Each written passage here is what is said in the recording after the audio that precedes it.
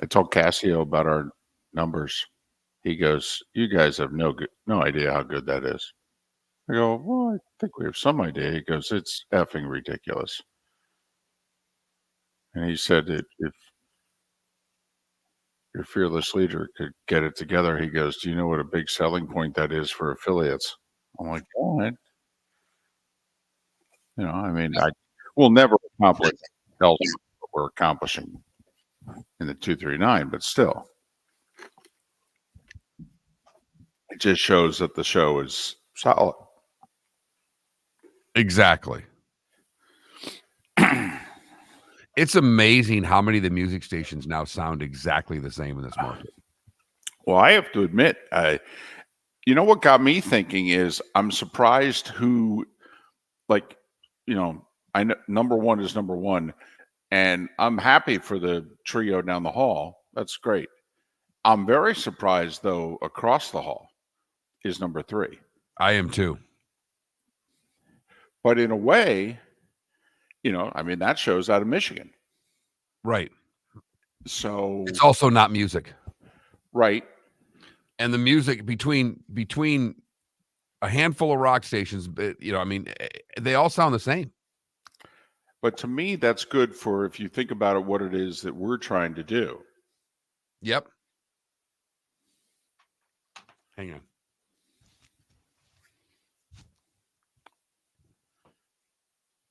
Happy Hump Day, Empire. Not as cold in here as I let it out. It's a lot cooler outside, David. It's 56. It's 53 here. Thank you and hello again, everybody. In fact, let me check. How'd it feel with the dog this morning, huh? Oh, in shorts and flip-flops. It was chilly. 52 in Jacksonville. Hello. Felipe, are you there? Yeah, what's up? So how was the event? It was cool. You excited? You ran amongst your hoop-loving peeps? Oh, yeah. Let me put on my headset. Did you get a book? Of course. Good. David autograph it for you. Introduce yourself. You say, listen, talk to me, not your wife. David was Dorsey. He was like, oh, I wonder how much growth, how good our interview this morning will be for the tournament. And I'm like, I think it'll be good. I don't know if it'll help the tournament one iota. I hope it helps him. But we got some good feedback on the interview, though, which was nice. Well, Empire of the Phillies. Jenny I went to bed after they put the 4 spot up in the 6th. There you go. Jenny Dell is married to Will Middlebrooks, former third baseman, Red Sox, Padres. Middlebrooks is a baseball commentator now, Red Sox games. And 2 weeks ago, he came with his wife to a game, and he said when the Phillies and the Braves were playing, he said, that's the World Series. Whoever wins it's going to win the World Series. And I think we all thought whoever won it was going to go to the World Series. Texas and Philly, the way they're both playing, could be really fun. Well, both lineups. Right. Absolutely. I mean, they're scoring a lot of runs. It could be an entertaining series. And both really only have 2 starting pitchers. Texas is hoping to get Scherzer back, but you don't know what he's going to be like. And the Phillies' number 3 starter's a crapshoot, although he pitched just well enough against the Braves. Here we go.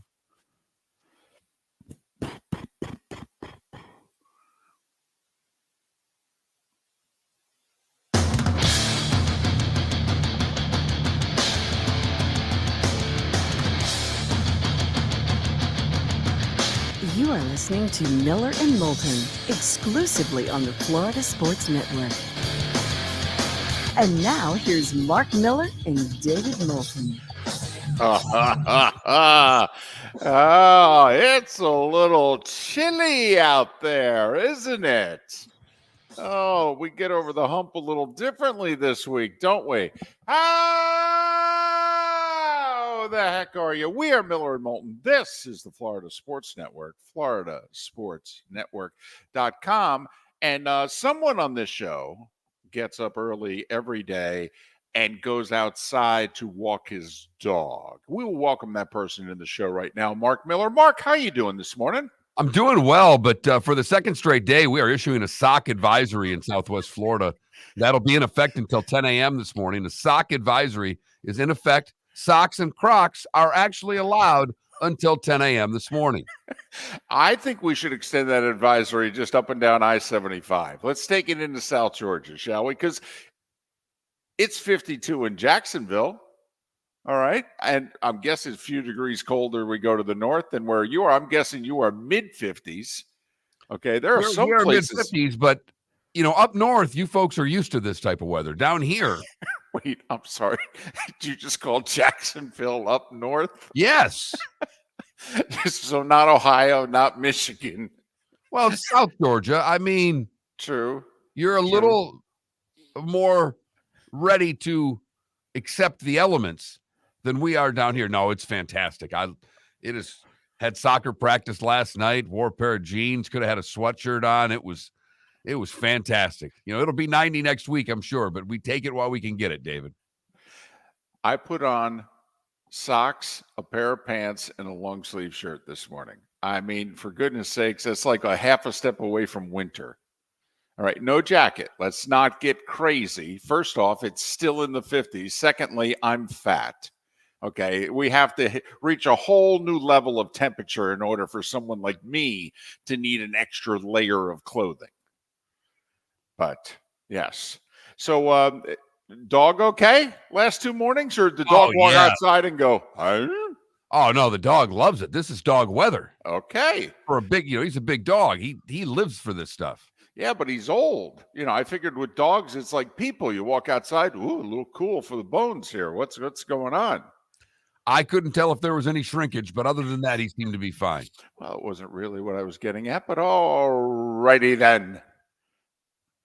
So, since both baseball series are 2-0, are we willing to declare them both over, one of them over, none over?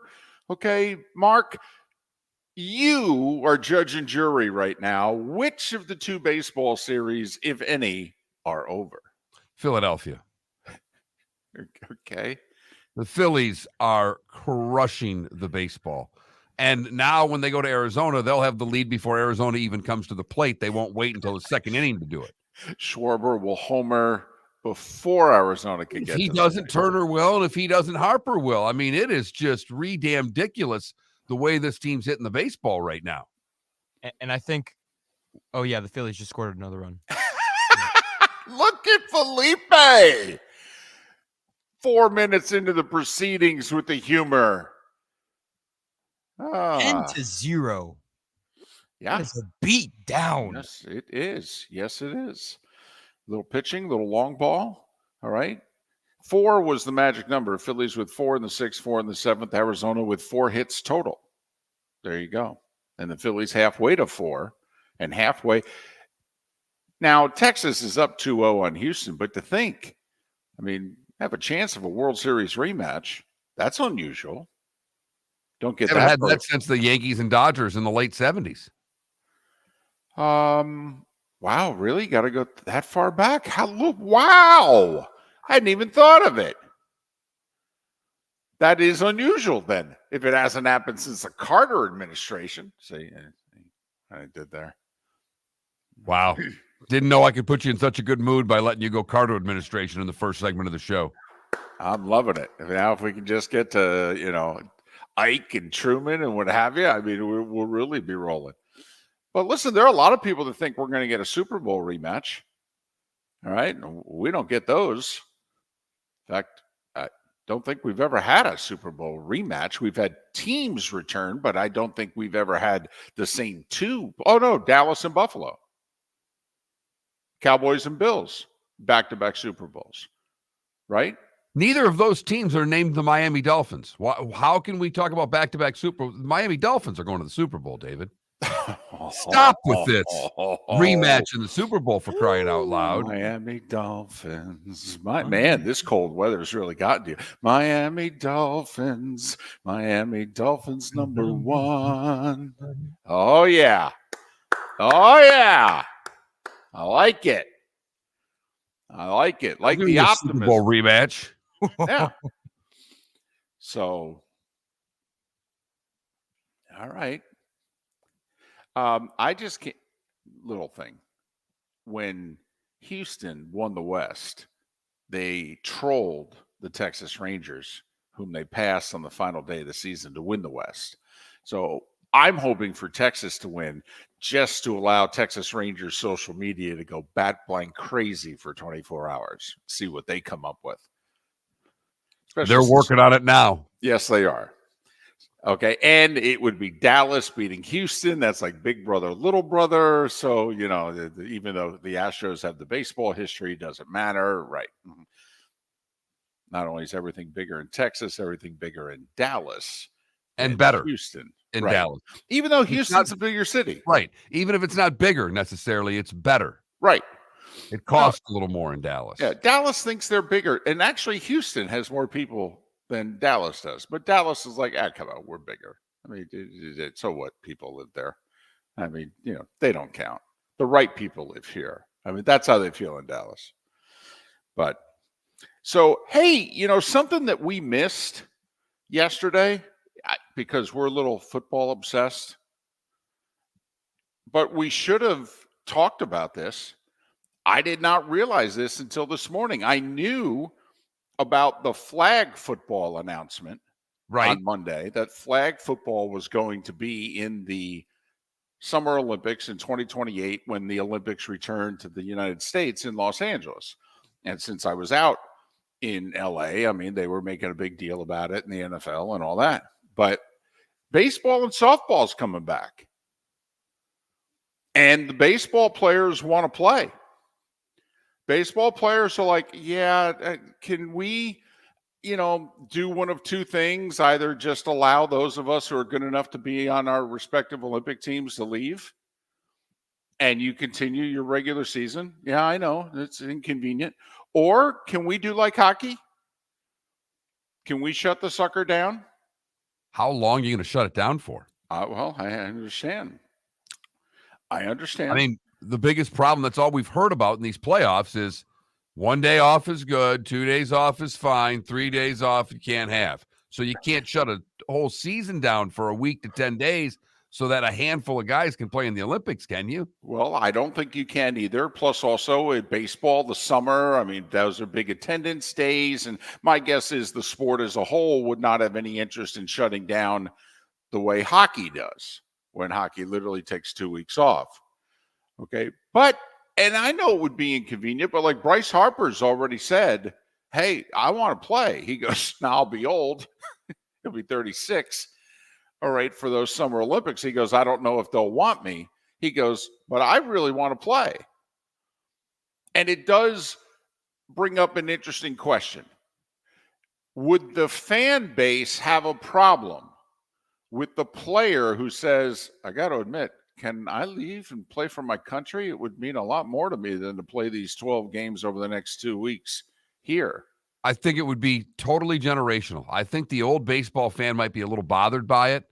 I can tell you right now that I know Felipe would be all for it without even having to ask him. I happened to be talking to my son yesterday, and we were talking a little baseball, and he started talking about the World Baseball Classic, going back and watching that and how great that was. I know he and his friends would be all in, and they don't watch any baseball. World Baseball Classic captivated the young baseball fan like nothing has captivated a young baseball fan in a long time. So, flag football, which is interesting, is that enough of a sport for us, or do we look at that as a joke? It's a joke. But baseball and softball, which has been out of the Olympics since 2008. That's the last time we had baseball and softball as an Olympic sport. So we've gone a whole generation, 20 years of not being in the Olympics when it returns in 2028 in LA. And obviously, we're the best at baseball and softball, and it's a big deal, and we'll probably win or medal at least. But I would, if I'm baseball, by the way, Mark, you and I are hockey guys. Okay. And there's been a debate for a long time in that sport how beneficial to hockey / the NHL is it to shut down and have their best players play in the Olympics? How beneficial, I think very, would it be for Major League Baseball to do whatever they come up with, but allow their best players, not their minor leaguers? Remember, in the past, we only sent guys who were not on 40-man rosters. So we sent a lot of over-the-hill Major League Baseball players or journeyman minor leaguers. That's who we sent to the Olympics. How beneficial do you think it would be for Major League Baseball to send their best to play in the Olympics? I actually think it would be on a scale of 1 to 10, somewhere between an 8 and a 9, David. I really do. I think we wrap ourselves around the flag more than anything else as a family of sports fans. Not if you're a Tiger fan or you're a Yankee fan or you're a Cub fan. That's your team. But when the flag comes out, all of a sudden you can suck the rest of your family in. It's really easy to take my 9-year-old daughter and say USA, and she's going to jump in. And that brings the family together to watch it. I think it would be very smart for them to do. I don't think they'll do it. Do what? Allow their best to play? Yeah. I think it'll be interesting to see if some of their best publicly lobby, like Bryce Harper's already like, I want to play. And let's be honest, it depends on the popularity. Like if Bryce Harper leads, I don't think it matters if they win the final game because he's already beloved in Philadelphia. But I mean, if Bryce Harper goes, hey, I want to play in the Olympics, all of a sudden the city of Philadelphia would be like, hell yeah, that's a great idea. Well, I'll be gone 2 weeks. Don't worry about it. Because also, what country is he playing for? USA, USA, USA. Miller and Moulton. We have a terrific little hump day show. You want to stick around for it. The law firm of Michael F. Hornung has successfully represented the citizens of Southwest Florida for over 30 years. As a former prosecutor, the information I know is information you need to know. If you've been arrested for a DUI, a criminal matter, or involved in an auto accident, call the law firm of Michael F. Hornung. I'm a local attorney with local knowledge to assist you through the process. For a free consultation, call 239-437-0095. That's 239-437-0095. Offices in Fort Worth. Visit Jason and Todd at the Diamond District. When choosing something of high value and personal significance, such as a diamond, you want to shop with the best, and the mall is not the place to be. Here are my friends, Jason and Todd with the Diamond District. Take a stroll in the mall, pop into a few jewelry stores, and you'll soon discover you're in the wrong place. Rings begin to look all alike. You're not finding GIA certified diamonds. You quickly realize you know more than a salesperson helping you, and all the same financing gets pushed on you. Visit Jason and me, and you'll find America's top bridal designers dealing exclusively with the Diamond District. You'll find the largest selection of GIA certified diamonds, all priced 8 to 10% over cost. You'll find educated sales consultants who have many years' experience and are not paid commissions. And you'll find Todd and me in the store nearly every day, wanting to shake your hand and welcome you to our Diamond District family. Visit Jason and Todd at the Diamond District. Hello, friends and family of Southwest Florida. Are you looking to tap into the electric vehicle market? Well, look no further, because we here at Southwest Florida Golf Carts have just what you need. E-bikes, golf carts, LSVs, scooters, and more. Come down and talk with one of our experienced sales reps, have a soda and a smile, and you could be cruising the streets in your new EV today. Stop by the store or visit our website at flgolfcarts.com and enter for a chance to win $100 off your next purchase by answering John's monthly sports question. You are listening to Miller and Moulton on the Florida Sports Network.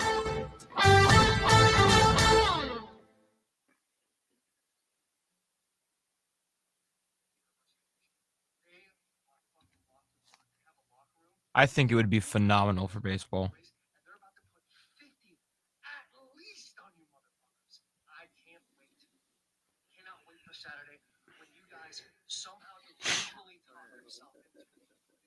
You want to do something poll question wise with this, or what are we thinking? What is today? Is it National Fritos Day? What do we got? Don't ask me why I said Fritos. I know why I said Fritos though. Do you have a bag of Fritos next to you? I don't. I wish I did. Okay. It was the kind of Fritos that they had in the snack basket in the booth. They were different, flavored. Were they the twists? Yeah, and then they were spicy, and it was just like, can we get a bag of Fritos? There are spicy barbecue Frito twists. Those are top tier chips. Fritos suck.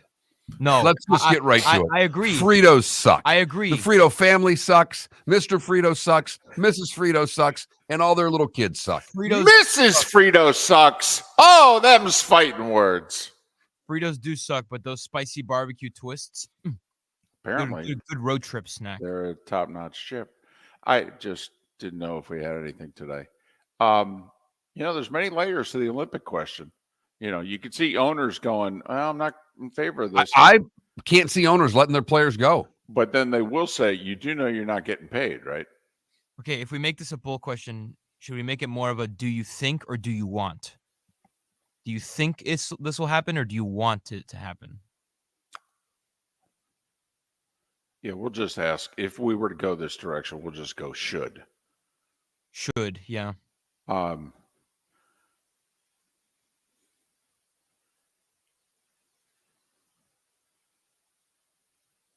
Mark, initially, there's no doubt the overwhelming majority of the owners will be against it. Which, by the way, if I'm the players, I totally use and go, hey, we're the nationalistic ones. We're the ones that want to represent our country. Right. The fans are fine with Bryce Harper playing for USA. Are they fine with the 5 guys that are playing for exactly. DR, Venezuela? Oh, yeah. Exactly. There's the other element of this. Yeah, there's no question about it.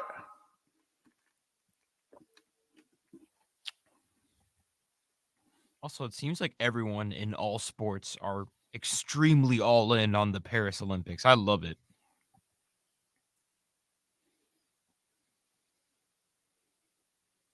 What other than basketball are you talking about?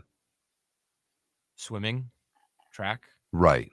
Because swimmers and track stars boycotted, just choose randomly whether or not they go to the Olympics. Simone Biles. It's the only sport that they have. It's the only event that they have that matters. When have you ever heard of someone saying, outside of political turmoil, I'm not competing in an Olympic game as a gymnast or a track star? You're just happy because the basketball players are going. That may be true. Maybe true. That's 100% factual. Possibly. God damn, I can't think of the character right now, but Felipe is playing. Possible. Maybe. What is that check?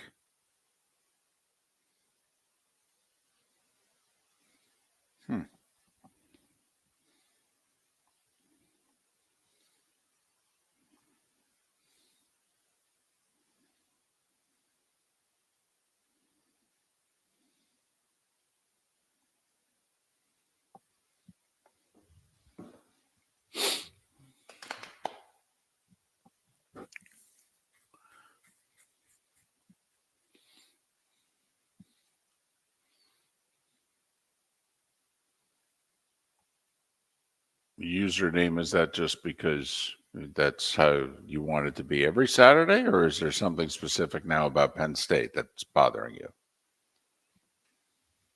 I'd personally like to see Penn State win by 50.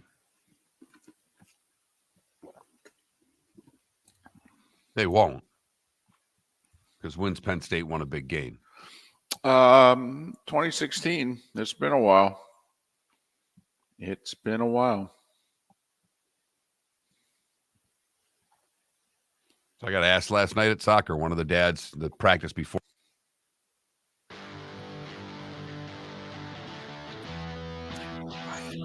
Yes, got it. You're listening to Miller and Moulton, only on the Florida Sports Network. 21 minutes past the hour, top of the morning to you. Miller and Moulton, Florida Sports Network, floridasportsnetwork.com. Nice little show lined up, if we do say so ourselves.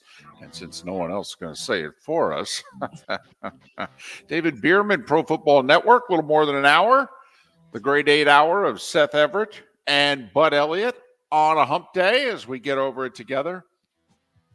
Hey, back to this flag football, baseball, softball, and the Olympics thing. So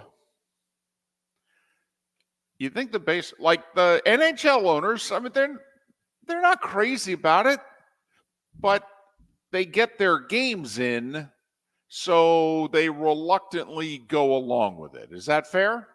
Yes. They have two sides that are working against them. One, I think Gary Bettman wants the players to play in the Olympics. So you have the commissioner of the league who is in total support of his players playing in the Olympic Games. Although he does want his league to be compensated and have the ability to use the Olympics and promotionally in the Olympics continually says, no.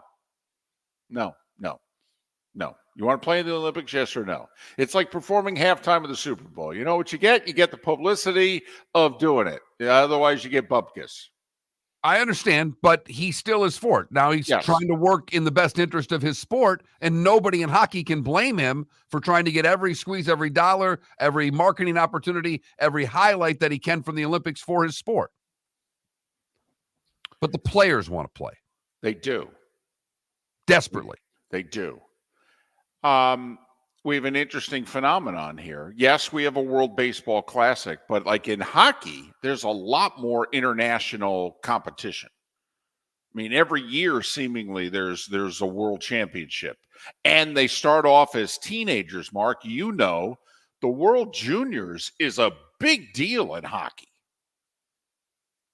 I mean, that Canada, the U.S., Russia, I mean, they're into it. And it's like, you're 16, 17, 18 years old, and it's like, no. You need to win for your country. This is important. I mean, north of the border, they cover the World Juniors like the Stanley Cup Finals. They do. I mean, I don't know if it's as big around the rest of the world as it is in Canada, but it is certainly next to the Stanley Cup. World Juniors might be the second most important hockey trophy to the Canadian fan base. Memorial Cup might be second. It's close. So, all right, now baseball. Baseball's coming back as an Olympic sport. If you didn't hear, it's in 2028, and the Summer Games in 2028 will be in LA. We haven't had a Summer Games in the States in a while. That'll be cool. So, let's see. Do you think Rob Manfred can get the baseball owners through gritted teeth to be where the hockey owners are? Boy, I don't see, it's just 80 games in hockey. Right, 41 home games. Right. And weather doesn't affect when you play hockey games. No, that's true. You're inside a nice arena. Uh-huh. Everything's controlled. Right. Baseball doesn't have that luxury. In order for baseball to pull this off, they would be starting at least a week and a half earlier in March. Well, because you got to figure, even if they're going to shut the season down. And if Right. they're not going to shut the season down, it's one or two choices. You got to start this sucker a couple weeks early. Mm-hmm. Once every 4 years, though. Once every 4 years, we need to start 10 days earlier. Which, when you think about it, I mean, we're all kind of grumbling in Florida where spring training's an event. Okay, we grumble when they start the season on March 28th and 29th. I mean, what did it start this year? March 30th? Think the season started this year? Imagine if they're starting the season on like the 18th. I mean, for goodness sakes, they'll be starting the season. Welcome to Big Sports Day today. March Madness gets underway, and it's opening day of Major League Baseball. Damn. So that's the one choice. The other choice would be what you said. The best players could go. It would be a big disadvantage to the teams with the best players. The Royals might go on a 10-day winning streak during a time like that. I have to admit, as an owner, and let's just assume if we all owned a team, we owned a good team. All right. I mean, none of us want to assume that, we're owning the Colorado Rockies right now. Or we own a bad team, but we're spending a lot of money, like the Mets and Yankees. Hello. So in theory, we've got Olympians. We got a handful of guys, maybe even more, that are going to play on various Olympic teams. Yeah, it's 10 days. Because Mark, here is the good thing, just like in hockey, when they shut it down every 4 years, the guys are in shape. I mean, they can play a Tuesday night game in Chicago in the NHL, and they can be ready to go on Thursday in Austria. Let's go. You're right. There's no doubt.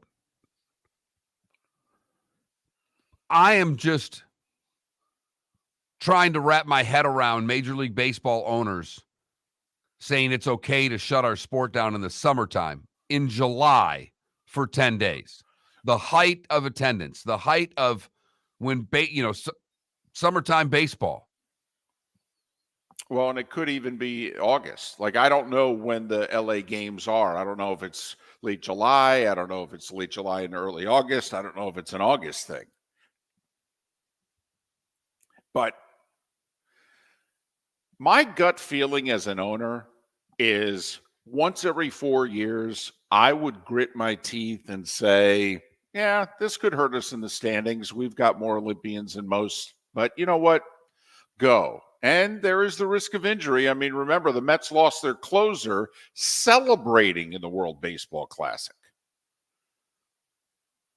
But so there are some risks here. If I were an owner, I would grit my teeth and say, you know what, once every 4 years, go. We keep playing the season, though. And I know we're shorthanded, and we'll make some allowances roster-wise where, we'll figure that out. But, yeah. And you don't want to go as much because all the stars aren't playing. Yeah, that's true. Season ticket holders are going to be upset because the stars aren't playing, and that's what they bought the tickets for. I mean, I can sit here for the next 20 minutes and give you reasons why you need to shut the season down to do it. So you would rather shut it down during the summer than to allow the good players to leave and we'll make do without you. Be safe. I would figure out a way to try to get this baseball tournament done within 7 days. The Olympics are 2 weeks. Right. But we all know different things are going on. I would try desperately to get this done no more than, 8-9 days. And try to shut the season down. How about here's the thing. How about if that year we don't have an Fine. We coincide the All-Star break with the Olympics. Fine. Or maybe we don't have an All-Star game that year. That's a solid proposal. Although Fox would be like, whoa, what are you talking about? Hey, now. Right. It's the only game that draws. Before all October. Summer long. Right. So it's complicated. It is. There's a lot on the plate here.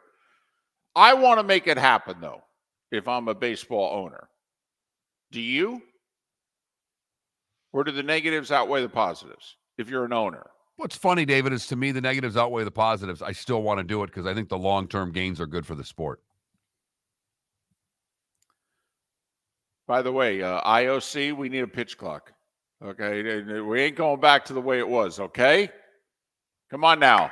In fact, if there's a way to reduce it, we're all for that too. You could knock 10 minutes off our games, that'd be great. This has been the conclusion of what we dubbed the baseball hour. The starting five is next, and then I promise we will talk football for the remainder of the show. Located on the East Trail, locally owned Naples Tiki Bar and Grill is an outdoor eatery next to the Hitching Post Shopping Center. Island-inspired food with a true tiki theme. The best place in Naples to enjoy the beautiful weather in Southwest Florida. The Naples Tiki Bar and Grill offers a great menu for dine-in or takeout. Enjoy our famous pulled pork, huge burgers, and tiki bar cocktails. Don't miss happy hour every day from 3 to 6 and live music 7 days a week. See you soon at the Naples Tiki Bar and Grill, 11498 Tamiami Trail East. Visit Jason and Todd at the Diamond District. When choosing something of high value and personal significance, such as a diamond, you want to make sure you're shopping with the best.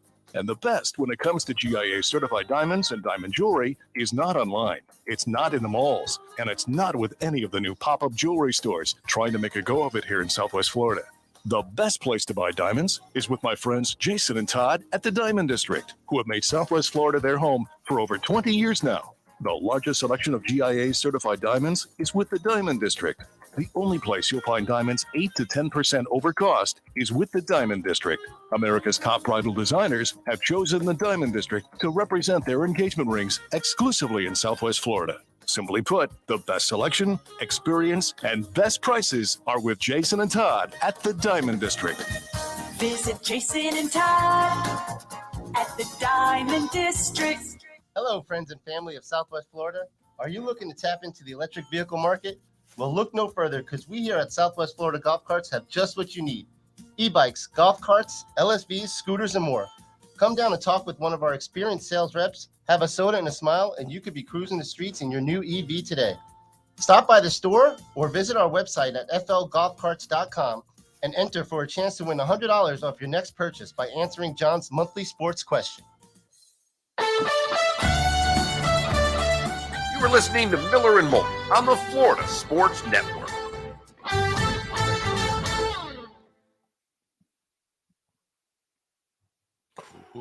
Ooh, they're July 14th through July 30th. Mm-hmm. The Olympics. Ooh.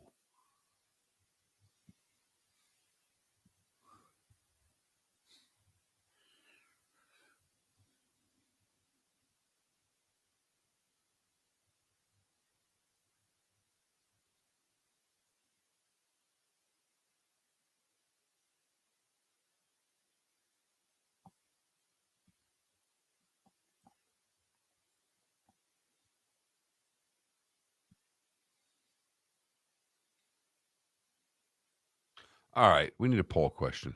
How are we going to just should baseball shut down for 2 weeks?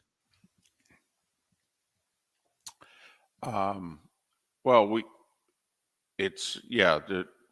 the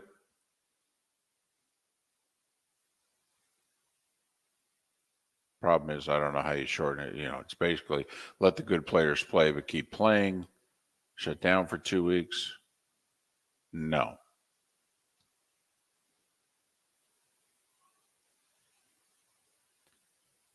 Should MLB players, should MLB players participate in the 2028 Summer Olympics?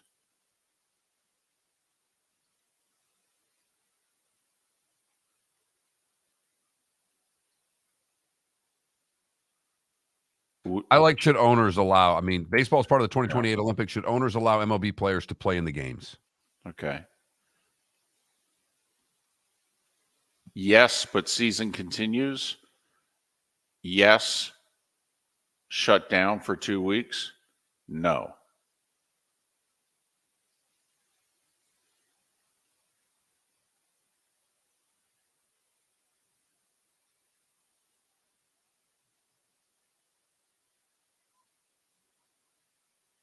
Problem is, I can't put shut season down for 2 weeks in there. Right.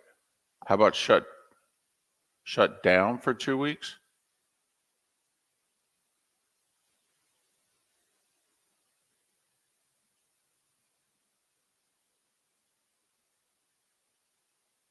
Yes, shut down like hockey? Or shut down like NHL? I've got shut down for 2 weeks, yes, but keep playing.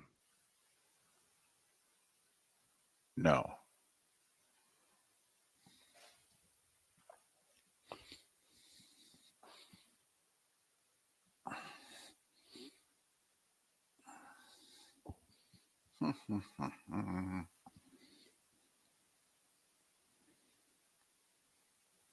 Oh, I got to admit, with the Summer Olympics being the dates that they are, you could literally take an all-star break and then just continue it. You get your best players in the all-star game, and they could all talk about, hey, we're going to the Olympics. And then they go to the Olympics, and we'll see you in a week and a half.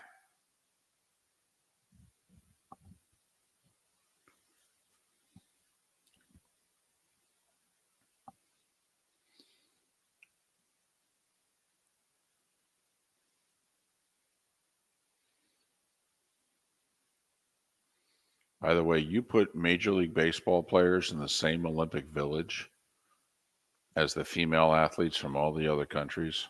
Holy mackerel.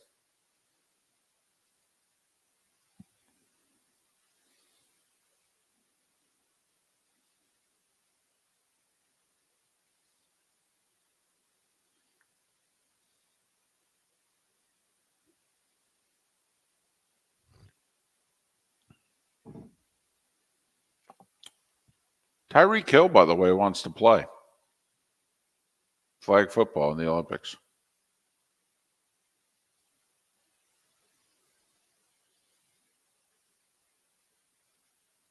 How many people were there last night, Felipe? By the time I got there, it was just finishing up, so maybe like 30. No. Parkowitz said he waited in line 45 minutes. You like it? Thumbs up? 2 thumbs up?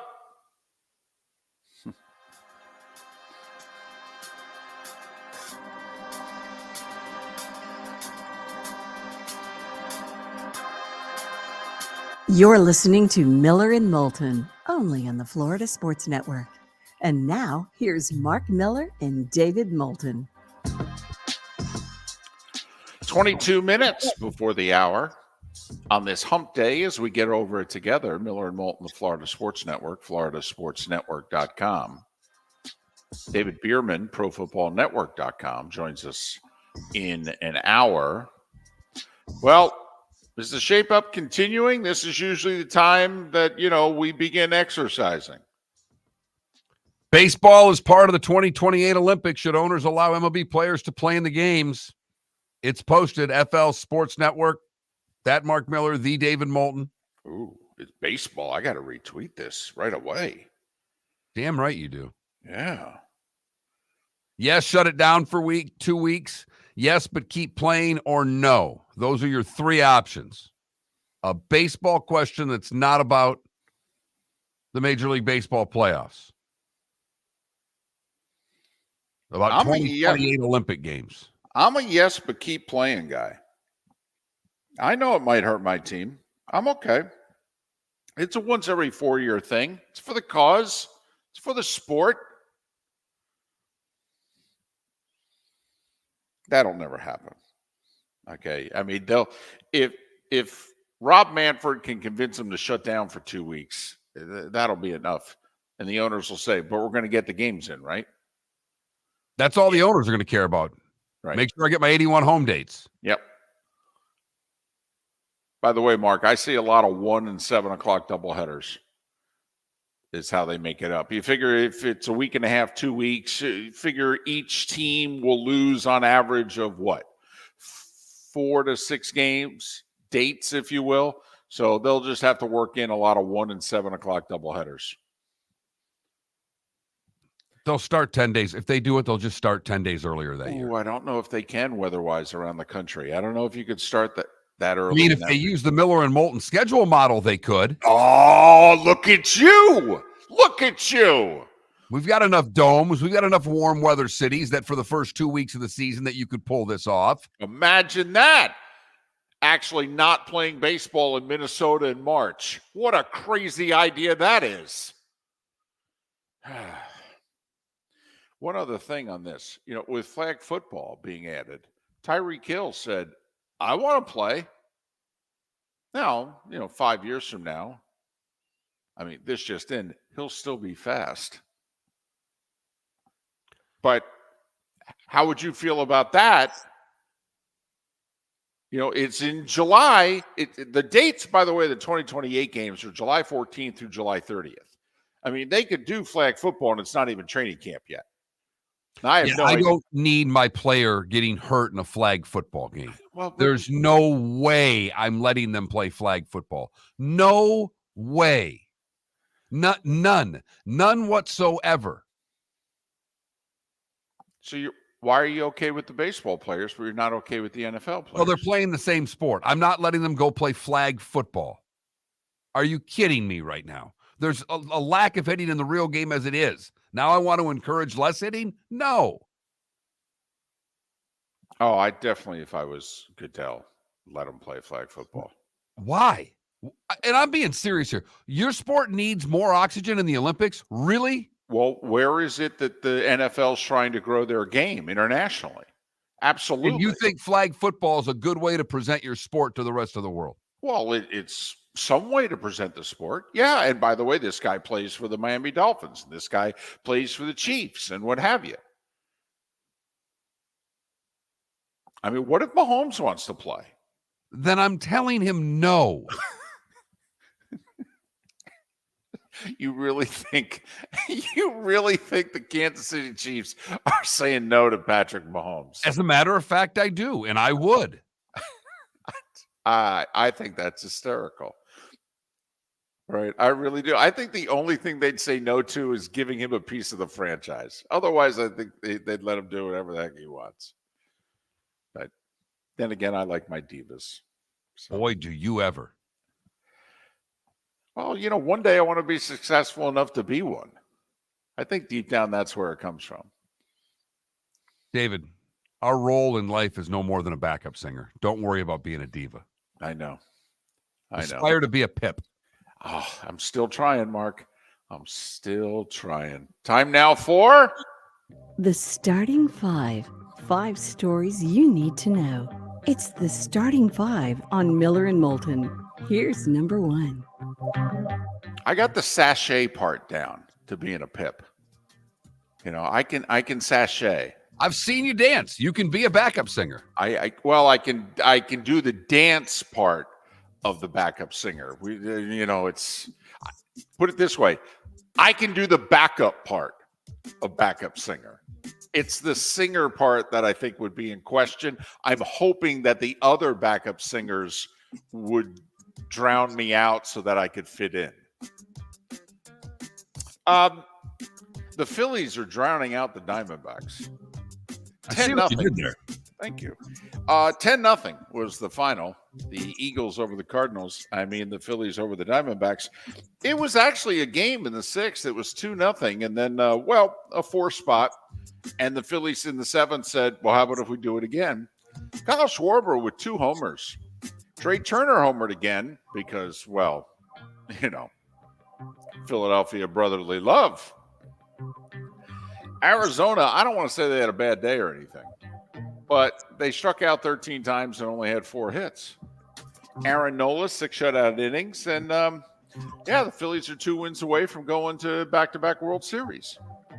Game 3, 5 o'clock on Thursday in Arizona.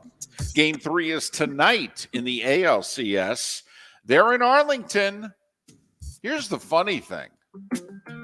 Texas Rangers are 7-0 in the playoffs. You know how many of those 7 they played at home? 1.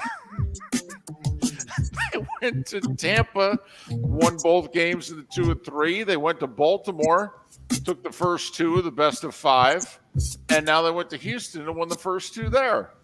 So they're 6-0 on the road. Do they really want to come home? Besides, the Astros are a 500 team at home. They're the best road team in baseball. Just saying. Max Scherzer, who hasn't pitched in 6, almost 7 weeks, he, he's going to try to come back tonight and pitch for the Rangers. 8 o'clock on, is it Big Fox or is it FS1? Should be Big Fox. It should be. Don't know if it is. The hell else do they have to show? Yeah, well, phew, got that right. As we've been talking about, baseball and softball and flag football will be a part of the Olympics in Los Angeles in 2028. Speaking of football, Julio Jones is back. The 34-year-old wide receiver who spent last year in Tampa was signed by the Eagles. A.J. Brown is a big Julio Jones guy. He desperately wanted Julio in Nashville, pounded the table for Julio, and now he was pounding the table again when Quez Watkins got hurt, and so Julio's coming in to be the number 3 receiver in Philadelphia. Trevor Lawrence banged up his left knee for the Jags against the Colts, and that's not good when you've got a Thursday night game to get ready for. But Trevor said he's, quote, optimistic, unquote, that he'll play tomorrow against the Saints. Well, if the guy who has the injury is optimistic, I would say that's a good thing. That's like, yeah, I'm leaning towards playing. Isn't that what that sounds like? Right. It may be questionable, but I like the way the question's being answered, if you know what I mean. Right. Hey, here's a trivia question. Who is the Jags' backup quarterback? Huh? Yeah. We'll do like it's an Aflac college football trivia question. We'll throw that one out there. Now we'll go and we'll do a little bit, and then we'll come back to it. Okay? No looking it up on Google. Okay? Come on now. Stop it. Colts nose tackle Grover Stewart. You know, it's funny, Mark. They said he's one of the best run stuffers in the league. Well, apparently there's a reason why. He just failed the PED test. He's suspended for 6 games. So the NFL, they're having some of them owners' meetings again. Yeah, a lot gets done. And what does get done is usually bad for the league. But anyway, they're talking about uniform playing surfaces. Now, of course, are they talking about making all the fields grass? Well, no. We have domes. We can't do that. Well, and they can, but they're not. It's costly. They're not going to do it. Right, and we don't make enough money. Right. So we're not going to spend. Why would we? Besides, we don't care about the safety of the players. Okay, we have non-guaranteed contracts. We'll just cut them. Move on. Mark, apparently the uniformity in playing surfaces is uniformity of the artificial turf surfaces. They apparently there are 2 or 3 of them that are out there that teams are using that they're wanting to maybe just for those that are going to stay turf, we need to have a common turf. Okay. They discussed when did the Bush push become the tush push, by the way? Or the brotherly shove. Yeah, isn't it the same thing? Yes. Okay. But now apparently it's a tush push. Is it because Reggie Bush is not the one being tushed or pushed? Either or. See what I did there? So they talked about it, but they're not yet ready to decide. I'd outlaw that sucker last night, effective immediately. I know leagues don't do that. Yeah, that'll never happen. It is interesting, though, to see other teams running the play unsuccessfully. That's why you may hate it, but one team does it better than everybody else. Well, and everybody tries to imitate it, and they can't do it. And that's what I find hysterical. Yes. And then I love when people go, well, what is it about the Eagles? I'll give you a hint. Jason Kelce, Jalen Hurts. The one guy's a Hall of Fame center, and the quarterback can bench press 600 pounds. And squat a gazillion. Yeah. Which is more important in this instance than maybe what he benches. But in the other side, as they talk about, Kelce gets as low, if not lower, than any center. Not the bit, he's not the tallest guy, so he's getting lower. And you've got a guy who can squat 800 pounds behind him. It's simple math, really. What are you, Costanza, describing hitting? It makes sense. Wait. If one team was better at shooting threes than the rest of the league, they're not going to outlaw 3-pointers. Hold on. Is it basic math or is it physics? Which is it? And one other thing at the meetings. So they made Roger Goodell's extension official. I mean, this has only been in the works for a year and a half. Man, Jerry Jones hates him. Anyway, he's got a contract through 2027. My guess is this is his last contract, for what it's worth. Care to take a guess how much he's making? 50? Higher. 62. Little higher. They think $2 million a team, 64. All right. Now, by the way, any player making that much money? Hell no. Come on.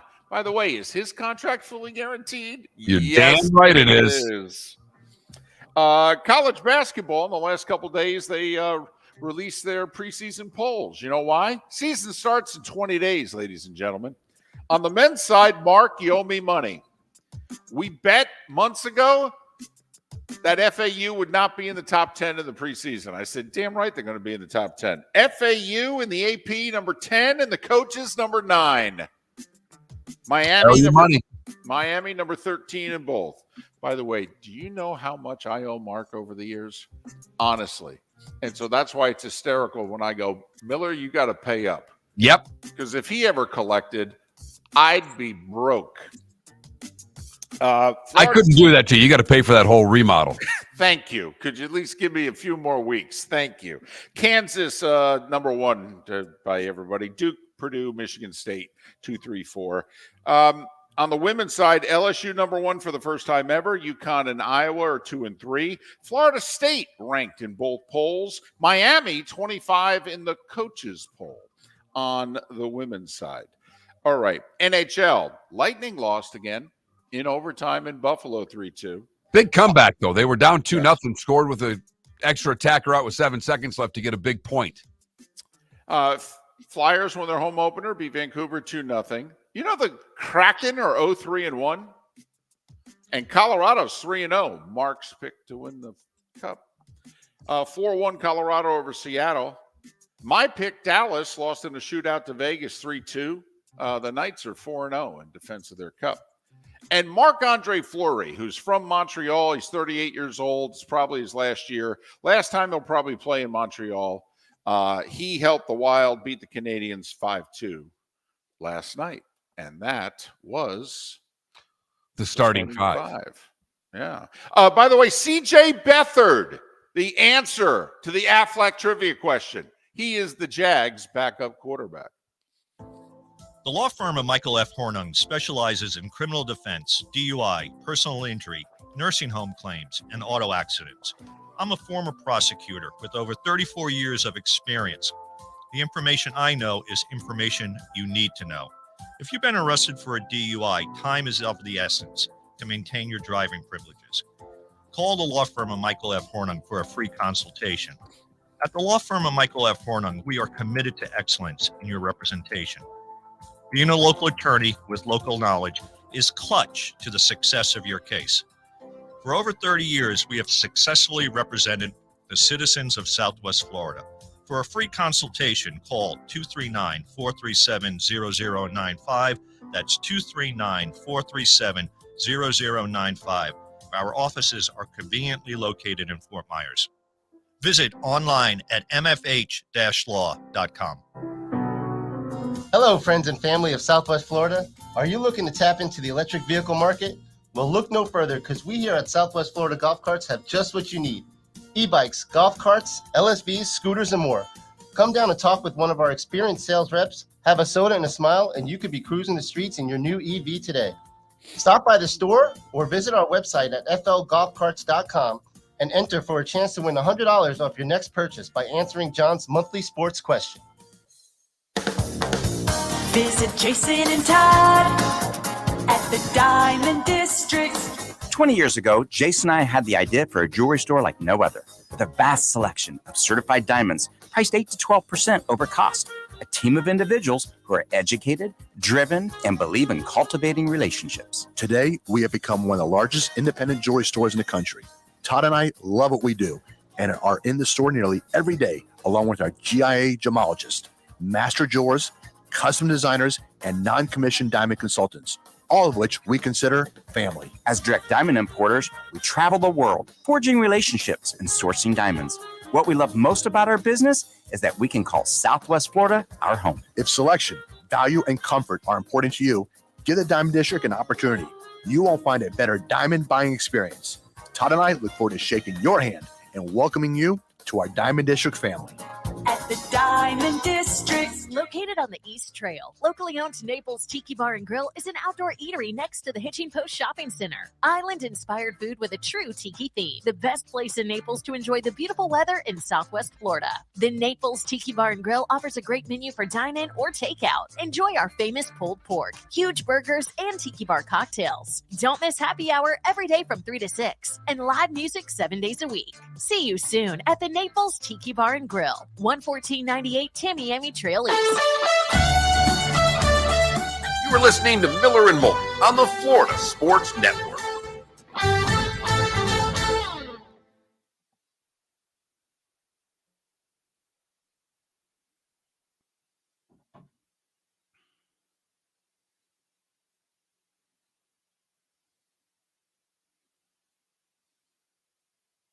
Wes, I had not seen that.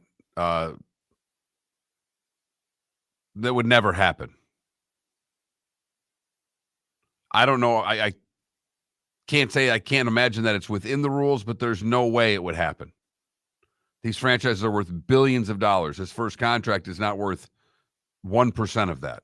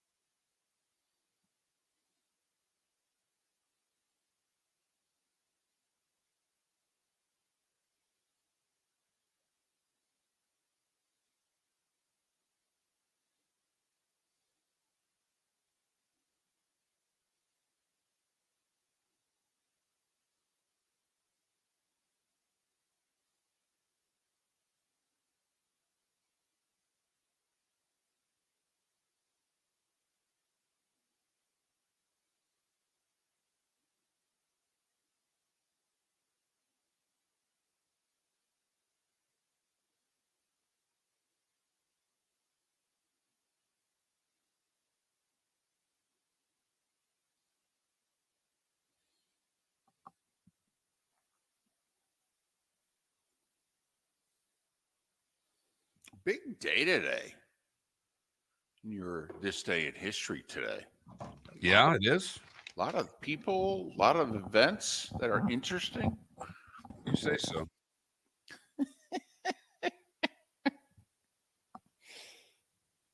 So I don't have that much, but what do I know?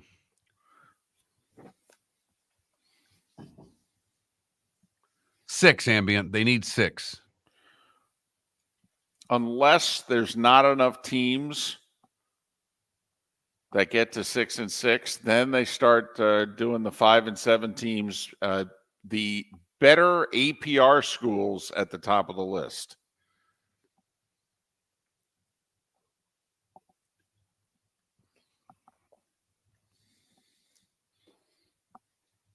Man, does Taylor Llewellyn hate Michigan State? The former lineman, he just posted. Taylor Lewan? Luan, rather, just posted another video. They're going to hang 50 on you and walking around without a shirt on, all tatted up, trolling State fans. Damn. How many times did he get beat by Sparty then? 3. I was going to say, there's some. It's so funny when you Spartan fans live in the past, like, Jesus, that's all I've heard from Michigan is their record over the last 100 years for my whole life. I was going to say.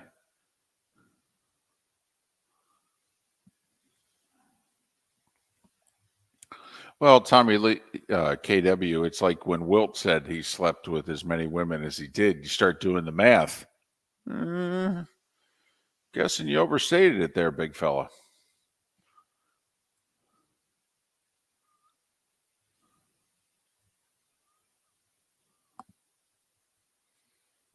I do not watch Little League Baseball, but a lot of people do.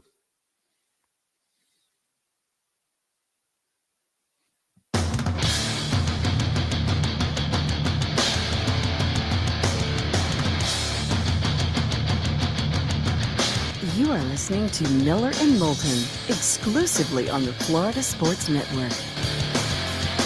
And now, here's Mark Miller and David Moulton. It is hour 2 of Miller and Moulton on this hump day. We thank you for getting over it with us together here on the Florida Sports Network, floridasportsnetwork.com. We have a poll question, and it's always dangerous when we go this route. I mean, let's face it. If we go non-sports, you guys love it. If we go football, you guys love it. We go anything else, oh boy. And based on the number of votes, I can see you really love this question. Baseball is part of the 2028 Olympics. Should owners allow MLB players to play in the games? Yes, shut it down for 2 weeks. Yes, but keep playing, or no. Right now, yes, but keep playing is your winner in the early voting. For what it's worth, the date of the 2028 Summer Olympics, July 14th through July 30th. And July 14th, I believe, is the Friday after the All-Star game. So in theory, baseball could have its All-Star game and then let their top players go. Let's do this, sucker. Let's go. I do it. I don't think it's going to happen, for what it's worth. That they allow their top players to play? Yeah, I don't think they will. They're way too concerned with the arms of their pitchers. I can't ever imagine them letting the pitchers leave for that amount of time, shut down the rest of your pitching staff for that amount of time. I just can't see it happening. All right. I think baseball needs it. I really do. I agree with you 100%, by the way. I do think baseball needs it. I don't think they'll do it.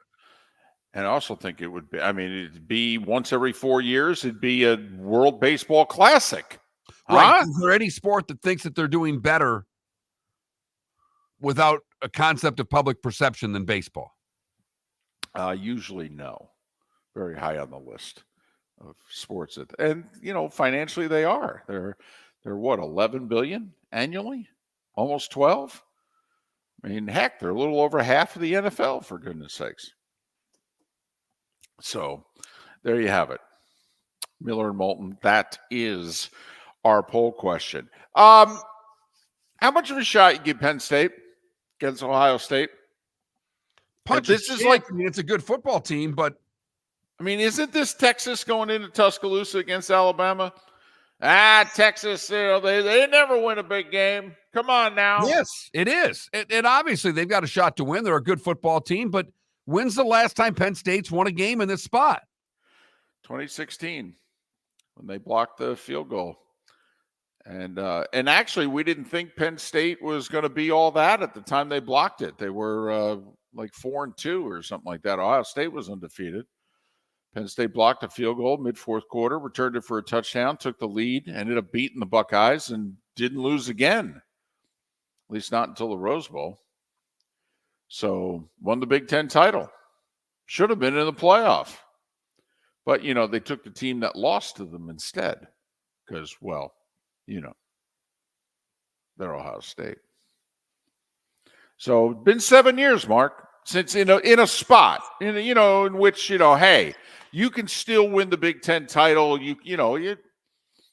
Now they've come close. They had a heartbreaking defeat against Michigan last year, I think it was, or the year before, 2 years ago. At home, they had Michigan. They had a lead in the fourth quarter, and the Wolverines drove down, hit a big pass play, and ended up scoring to win. Let me ask you this. What is it about this team that makes it different than any of the others to you, David? Well, it's his best team, talent-wise. I really believe that. I think it's even better than the 2016 team. Okay. Is the roster better than Ohio State's roster? Well, Mark, I don't know if anyone's roster is better than Ohio State's, and I'm not ducking the question. No. I asked the question kind of knowing what the answer was before. Right. But I do think Penn State is the better quarterback. I do.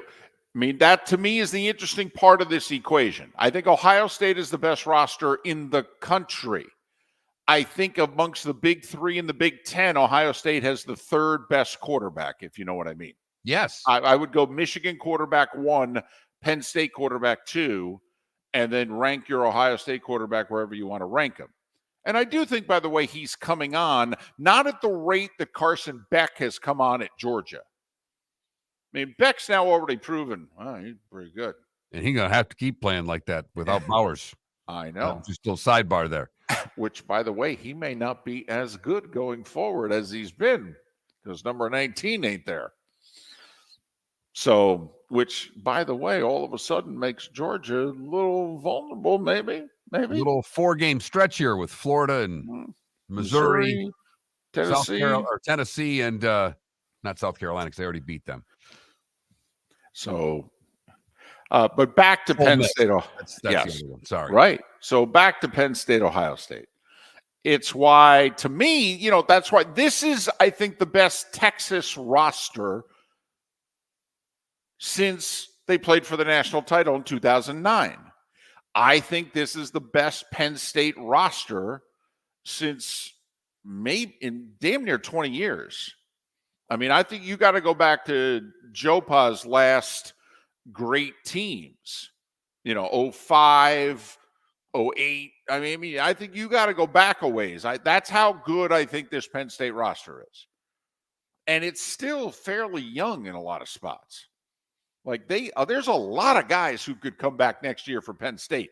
Unlike Michigan, who's got, most of their top 30 they're leaving. Yeah, they're top heavy. Yeah. But so to me, this is Texas going into Tuscaloosa.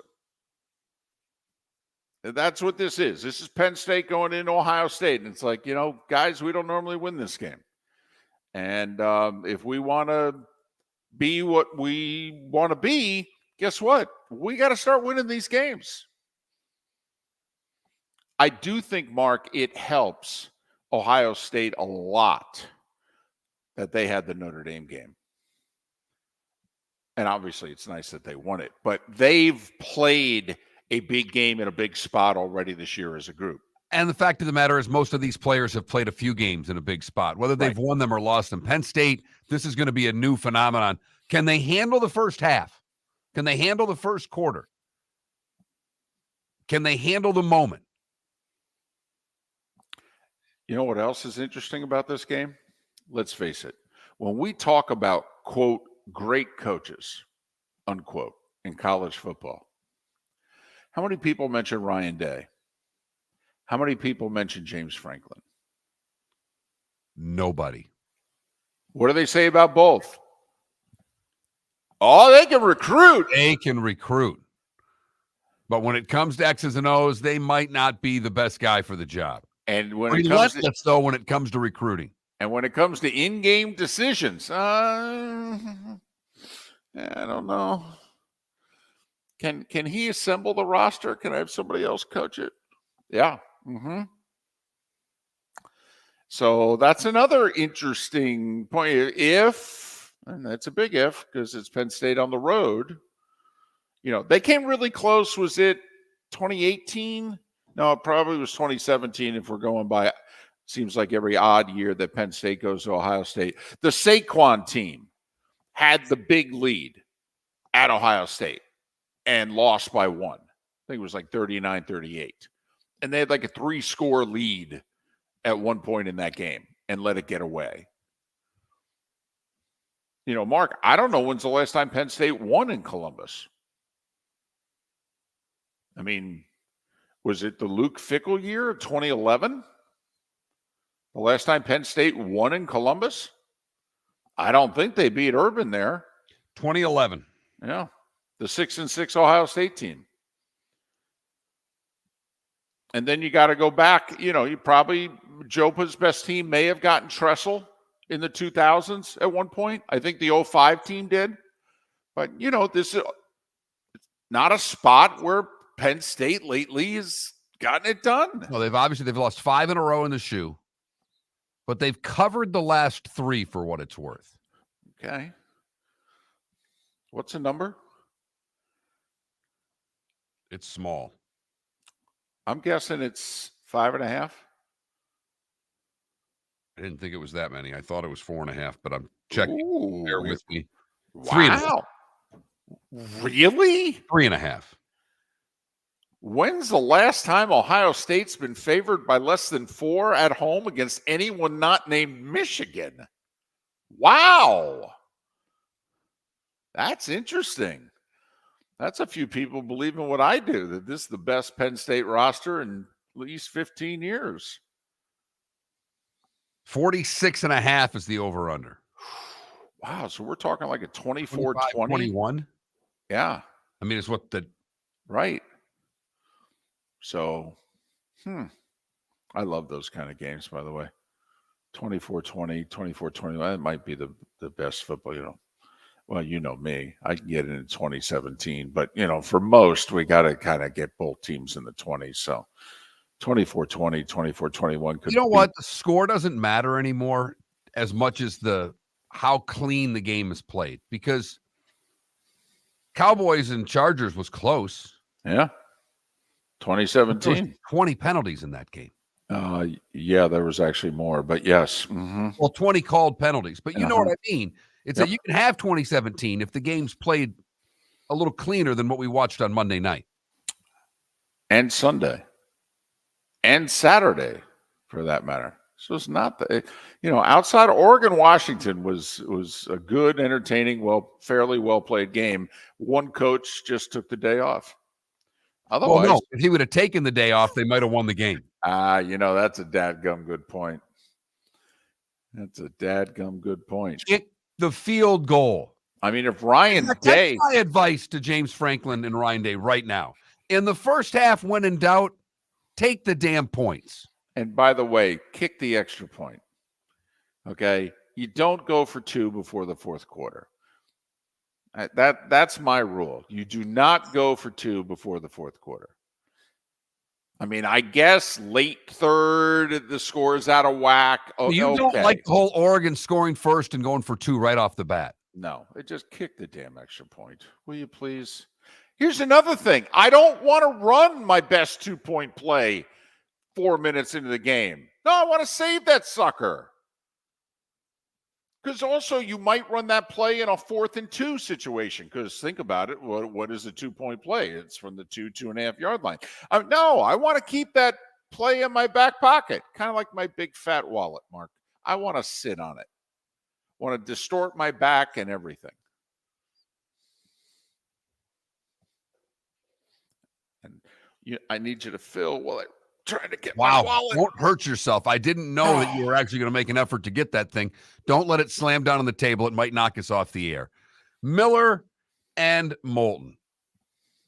And a fat wallet right here on Florida Sports Network. The law firm of Michael F. Hornung specializes in criminal defense, DUI, personal injury, nursing home claims, and auto accidents. I'm a former prosecutor with over 34 years of experience. The information I know is information you need to know. If you've been arrested for a DUI, time is of the essence to maintain your driving privileges. Call the law firm of Michael F. Hornung for a free consultation. At the law firm of Michael F. Hornung, we are committed to excellence in your representation. Being a local attorney with local knowledge is clutch to the success of your case. For over 30 years, we have successfully represented the citizens of Southwest Florida. For a free consultation, call 239-437-0095. That's 239-437-0095. Our offices are conveniently located in Fort Myers. Visit online at mfh-law.com. Hello, friends and family of Southwest Florida. Are you looking to tap into the electric vehicle market? Well, look no further, because we here at Southwest Florida Golf Carts have just what you need. E-bikes, golf carts, LSVs, scooters, and more. Come down and talk with one of our experienced sales reps, have a soda and a smile, and you could be cruising the streets in your new EV today. Stop by the store or visit our website at flgolfcarts.com and enter for a chance to win $100 off your next purchase by answering John's monthly sports question. You were listening to Miller and Moulton on the Florida Sports Network.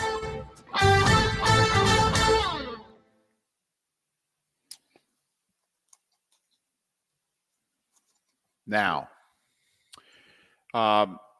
NG Lindy, it's a great question. I will say, guys, I have $400 more in my wallet than I normally do because I'm tipping the moving people.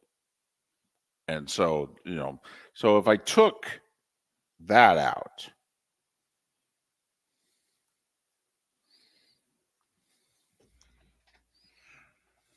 but the wallet would still be this. Yeah, David, I'm thick with cash. There you go. Right. Well, yeah. I am thick. There's as much money in here as I normally will ever have. Right. Now, if I take yesterday, if I take the tip money out, I have $17. If I take the money out, it doesn't even fit in the money clip. I got a lot of gift cards, which of course I don't use. I got a few business cards. I do have like 6 or 7 credit cards. And I got health insurance cards and, Why do you have so many credit cards? It's a lot of credit cards. It is. Thank you, Mark. I've been saying that for years. Why do we have so many damn If credit you- cards? Okay, here's my wife's theory as to why so many credit cards. And I will say she's had a lot of health problems in her life, and my wife wants the credit so that in the case of emergency, we can charge it. Right, but if you just use the one, they keep raising the limit on that one. Well, but I mean, not to the, if you add up the credit limit that we have on the 7, I mean, we're at like $250,000. I mean, we can't get the one credit card to be 250,000, can we? Probably get it close to 100. So that is because believe me, Mark, I'm with you. I want 2 cards. Okay. She wants a bunch because in case of emergency. Okay. Then, of course, you have to make sure that you use. Lindy, that's another great point. Just because you have the credit card doesn't mean you have to carry them. No, that's a good point. Because I actually applied and got a credit card recently because it was another 40% off at Banana Republic. I got the credit card. I chopped it in 64 pieces and threw it away because I'll never use it. That's a dadgum good point, NG Lindy. Maybe I should do that. Oh, Johnny Yo, trust me. Oh, yeah.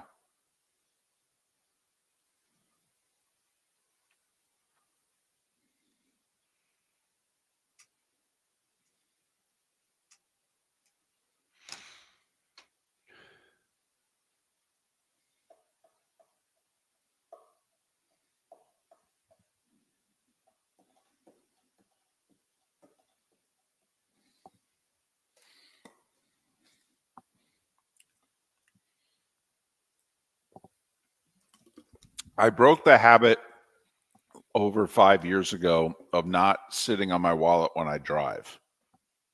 Maybe even 8 years ago. I take my wallet out of my back pocket. Then you could leave it in your rental car. Well, but then, something like that could happen. Okay. That has never happened, by the way. I left my phone once.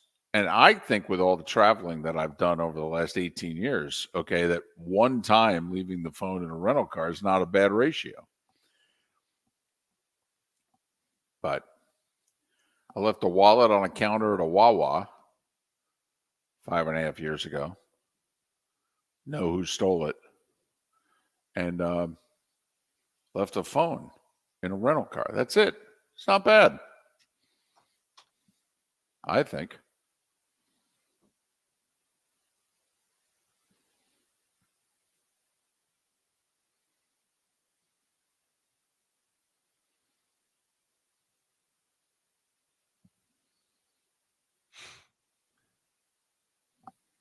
Felipe, you ready with the play of the day? Yes, sir. Okay. We're back in 10.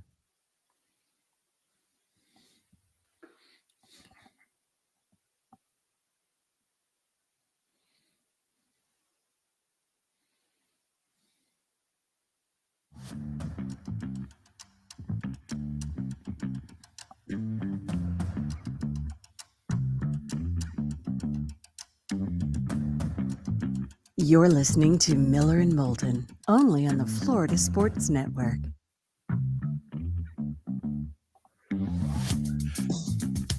As we approach 21 minutes past the hour, thanks so much for being with us, Miller and Moulton, Florida Sports Network, floridasportsnetwork.com. We've got another poll question up. We do early in the show. So far, not well received. Hopefully, baseball, softball, flag football are better received in the 2028 Summer Olympics than the talk of them has so far been received here on Miller and Moulton. You seem to be someone who thinks the flag football thing is a good idea. I don't see how it's a bad idea. I mean, don't get me wrong. I think it's a joke that it's an Olympic sport. Thank you. But since they put it in the Olympics, if I'm the NFL, I'm like, well, in that case, we got to get some people to play in it, especially since the Olympics are July 14th through July 30th. It's before training camp. Tyreek Hill said, I want to play. Now, it is 5 years from now, what a guy is now versus 5 years from now. Even Bryce Harper is talking about playing in the Summer Olympics. He's like, I'll be 36 then. They may not want me. Okay, but if I would be fine, and yes, there's a risk of injury. There's a risk of injury crossing the street. Okay, I'm sorry. Yeah, but come on now. The risk of injury crosses the street versus playing in a competitive sport. You can't compare the two.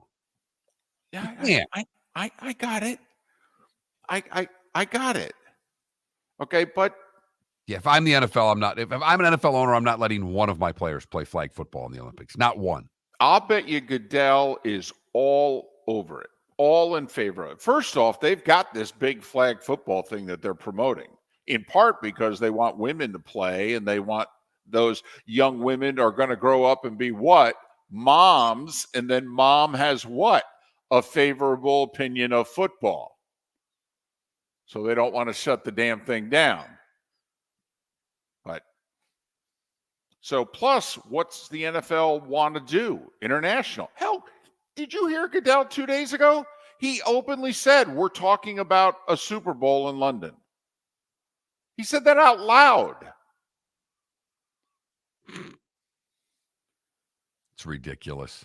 Well, just from a time standpoint, I don't know how you do it. I mean, the television network is like, yeah, that sucker kicks off at 6:30, 6:40 on a Sunday. That's 11:30 at night. Right. Right. I mean, we ain't playing this sucker at 2 p.m. in the States, okay? What's next? They're going to have the British Open at Doral? Just a bunch of people with accents on the T, okay, to try to, pawn it off. And the long time, and I don't have his name in front of me, but the long-time starter passed away yesterday. The guy at the Open who you heard on the tee, Padraig Harrington. The nasal voice guy? Yeah. And he hadn't done it since 2015. But he did it from like 75 to 2015, did a 40-year run as the starter. Ivan Robeson is his name, I believe. And he passed away yesterday. So for all those years we heard that voice on the tee at the Open Championship, he's no longer with us. And now playing Ian Poulter. It's on the tee. On the tee. On the tee. So, That's one of the best jobs in sports. It has to be. a lot of pressure. Lot of pressure. Pronunciation. He announced nearly 20,000 different names over the course of doing that. Felipe, I'm telling you, it's like throwing out a first pitch. You don't realize what a pressure scenario it is until all of a sudden you're walking out to the mound and you go, oh, man. It's true. But I got to throw something. It doesn't have to be a strike, but it can't be awful. It can't be in the dirt. My biggest fear would be throwing it over the catcher's head. I'll say it again. If you go on the mound, you need to realize you're on a mound. And so that your front step will go down, your shoulder will come down. That is why you see so many pitches that are bounced. People are not used to throwing off a mound. So if any of you ever get asked to throw a first pitch, first off, only go halfway up the mound. Don't go to the rubber. Trust me, if you're on the mound at all, people give you credit for it. So you don't have to go to the top of the mountain. Go to the middle of the mountain. Okay. And secondly, realize your release point's going to be lower than you want because you're on a mound. So aim for the catcher's head. not his glove. And there is first pitch advice brought to you by David Moulton in case you ever throw out a first pitch. Because if you do, you'll probably only do it once and you'll remember it. And I want everybody to nail it. Can't bounce a first pitch. Mark, I think it's better. How many have you thrown, David? 3. I've thrown 3 strikes. All right. Somebody pulled me aside when I was in local TV 30 years ago, and he gave me that. He goes, there's a science to this. I'm like, come on. And at the time I'm like 27 years old. I'm still thinking I'm athletic. Yeah, and you're throwing a heater. You're thinking of throwing the hook. I literally said to him, I go, come on, I'm going to throw a 4-seamer here. It's going to tail and everything. He's like, dude, you have no idea. Okay, just keep it out of the dirt. I'm like, keep it out of the dirt. Okay, I'm going to throw such a good pitch, they're going to think about signing me. What are you, crazy? It's like, you're an idiot. What's more embarrassing, throwing it way over or throwing it in the dirt? I think the dirt. I really do. I don't think you can bounce a first pitch. Yeah, I'm with you. I don't know. You throw into the bat. I mean, either way, you're getting booed. It doesn't really matter. Unless the catcher catches it cleanly, you're getting booed. See, even the one hopper you can get away with because the catcher's going to catch it. When you sail it over the catcher's head to the backstop, you can't live that down. And there's risk. You could hit a cameraman. You could hit a player, someone walking by. But think about it. You usually are throwing the pitch. Now, the bad thing is when all of a sudden they bring a sponsor out to catch it. And here's Bob Jones from Bob Jones Insurance. No. I want a pro. Get me a pro. Get me somebody who's got a uniform on. That's who I want catching this. Okay, because I may not hit my target. Think about how bad your pitch has to be to go to the backstop if you're throwing to, because oftentimes you're throwing to the catcher. I mean, think about it. You're not throwing it that hard compared to what they're used to catching. I mean, to get it by the catcher, think about how high. Oh, I know. That's just I'm not saying, I've never had the honor, David, and I will never get the honor. Because certainly in this market where I do the show in, I've made fun of that team so much that they're never going to ask me. Yeah, but the funny thing is your daughter loves going to the game, so who knows? Time now for our play of the day. Felipe, what do you have for us? It's crazy how many times I've gone to the National League Championship Series for the play of the day over the past week, but I'm just going to go back to it because before Game 2, Merrill Kelly, pitcher for the Arizona Diamondbacks, said, I haven't obviously heard this, speaking about Citizens Bank Park and pitching in the Philadelphia craziness atmosphere. I haven't obviously heard this place on the field, but I'd be very surprised if it trumped that Venezuela game down in Miami, referring to the World Baseball Classic atmosphere, the craziness behind it. I think the World Baseball Classic is just a little bit crazier, but it's damn near close what they got going on in Philly. And I don't know if the Phillies, took offense to that, but they decided to score 10 runs on them, including a 4-run six, which included Kyle Schwarber's second home run of the night. Swing and a high drive, right center field, on its way. That ball is gone. Schwarber has gone deep again. A bomb to right center field, and the Phillies extend their lead. It is 3-0. Once again, the Phillies would go on to score 10 runs. They win 10-0, another Schwarber bomb. And with that home run, the Phillies, 14 homers in their last 4 games, are the most hit by a team in a 4-game span in MLB postseason history.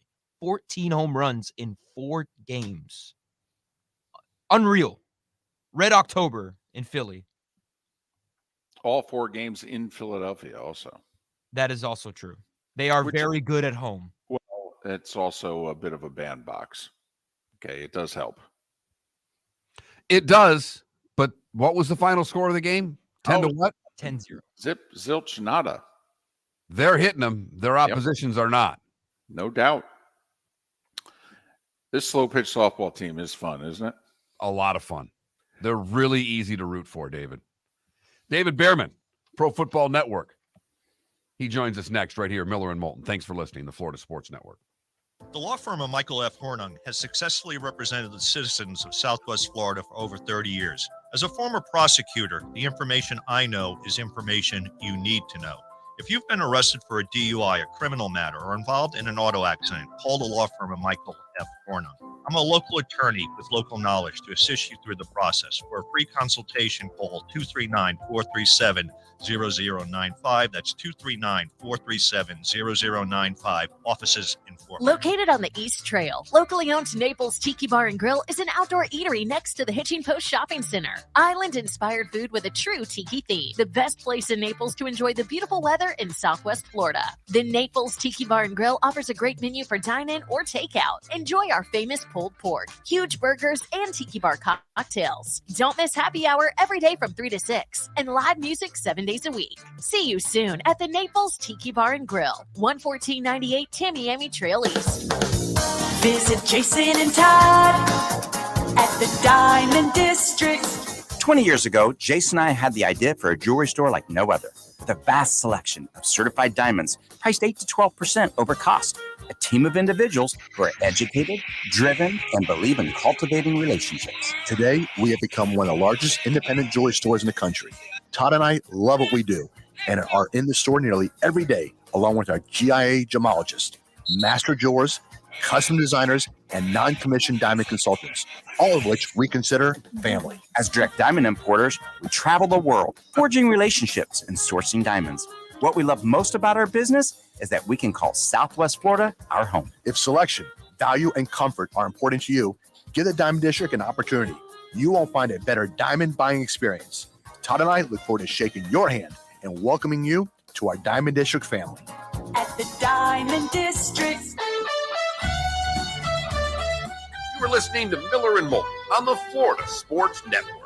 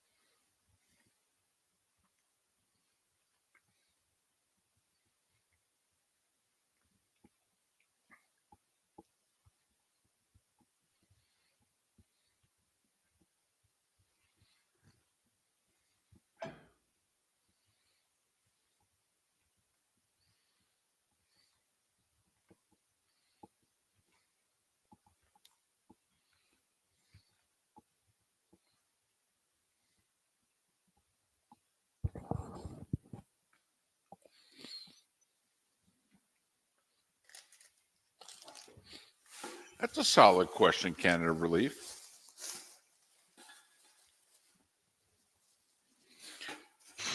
I'd say no, but I think that they should allow delivery. You know, be able to order it and somebody comes and delivers your order to you. Oh my God. It's that long? It's as long as her concert. Oh, it's just a film of like a performance of her concert. Of many, but built in. But it's basically you're getting an opportunity to see what her live show is like. Got it. For a lot less, by the way. Yeah. We've talked about it on this show before, how ridiculously expensive concert tickets have gotten. I got to buy some right after the show. Got to get online, get my tickets. What for? Zach Bryan. He's a country artist. One of the only that I like.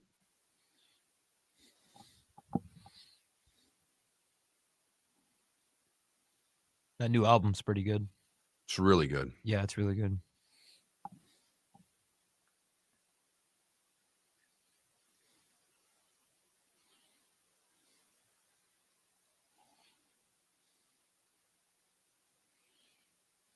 he's just blown up. He's playing stadiums. This whole tour is, he's headlining arenas and stadiums. He's been around for an hour and a half. Yep. It's easy to blow up these days. I think it's the easiest it's ever been to blow up. And to then get destroyed. Boom.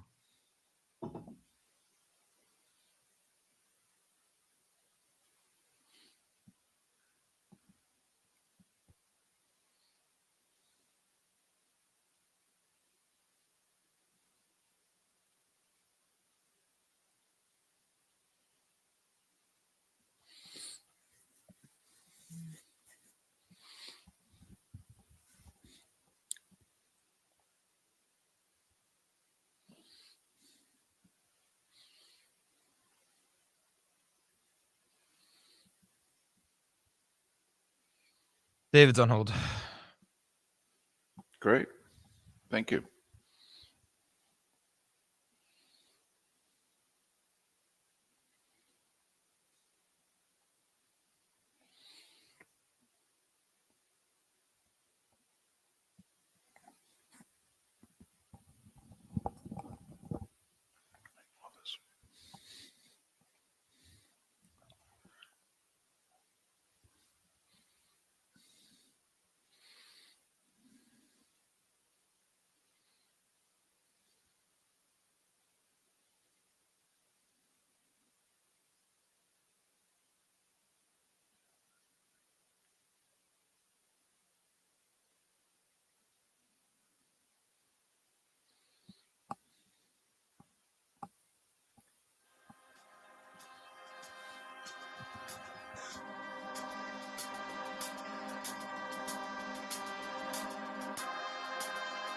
You're listening to Miller and Moulton, only on the Florida Sports Network. And now, here's Mark Miller and David Moulton. 22 minutes before the hour on this hump day. Thanks so much for joining us. Miller and Moulton, Florida Sports Network, floridasportsnetwork.com. Seth Everett, Bud Elliott to join us coming up next hour. Our poll question today, baseball, along with a lot of sports, lacrosse, squash, cricket, softball, flag football, going to be in the 2028 Summer Olympics. And we're asking you about the Major League Baseball players. Think the owners should let them play? There's a couple different yes answers, and there's one no answer. Go to that Mark Miller, the David Moulton, Florida Sports Network, or floridasportsnetwork.com and vote. He's David Bierman. He's with Pro Football Network, profootballnetwork.com, and you can follow him on Twix, Twitter/X at David Bierman, Bearman, David Bierman, PFN. David, it's David and Mark. Good morning. How are you? Good. Good morning. I'm more interested in the flag football that I'm now training with to get to the Olympics in 2028. I hope I can, make my twice surgically repaired knee good enough to make that flag football gold medal game. All right, David, seriously, we had a quick discussion on this, and I think there's no way, Tyreek Hill said he wants to play. Now, he'll probably be too old at that point, but if you were an NFL owner, would you let your players, do you think there's any chance in hell an NFL player will play a flag football in the Olympics? No chance whatsoever. These guys get injured playing on the beach. They get injured riding their motorcycles. There's no way the owners are going to allow the players to play in a flag football tournament, even for their country, ahead of an NFL season. They make way too much money, way too much guaranteed money to allow that to happen. So, no, I don't think it'll happen. All due respect to the NFL players who are campaigning for it, I don't see them playing in it. Even though the NFL has been promoting flag football for a year and a half now pretty hard, and even though the NFL is desperate to get every international dollar that they can, and nothing is more international in sports than the Olympics, you don't think those two make for a marriage? I mean, the players can coach, the players can run the teams, the players can have friends that are on it, but I don't see them playing. No, it's nice and it's fun to think about having a team of Tyreek Hill and Justin Jefferson and others out there, but no, I don't see them doing that. It's not, it is also a leap to go from amateurs to NFL players. I know you were talking about it with baseball and other sports like basketball. But I think it's a whole new level if you have the fastest people on the planet playing tackle football. I mean, who play tackle football, running and doing flag football. With you 100% for the record, David. All right. You have an interesting article up on your webpage, profootballnetwork.com. It says, has the Miami Dolphins defense gotten better, or are they just beating up on bad teams? And it's fascinating because we look at Miami's defense, at least David and I do, a lot like Kansas City under Spags, that it's a defense with Fangio that should get better as they work into a system. Is it getting better, or was it just Carolina? I think it's getting better, but there's also the fact that they've played Carolina and the Giants back-to-back, and the Giants have one of the worst offenses in NFL history and one of the worst offensive lines anyone's ever seen. So I think that goes towards the numbers. You got to take it with a grain of salt. But they have gotten better. If you look at the amount of blitz packages they've put in there, that has resulted in more pressures on the quarterback. And yes, they played Carolina and New York, but Bryce Young and Daniel Jones got hit a lot more than Josh Allen did. And it's not like the Bills' offensive line is all world either, or better than Giants and better than Carolina. But as we saw on Sunday night versus the Giants, that they did put pressure on Josh Allen a lot. So I think the Dolphins are getting better on defense, but it'll be a huge test to see what they do against a really much better offense in the Philadelphia Eagles. Well, your gut feeling and also looking at the analytics, how do you see, how do the Dolphins match up with the Eagles? Because the one time this year that they played someone that we thought is elite in the NFL, they lost by 4 touchdowns.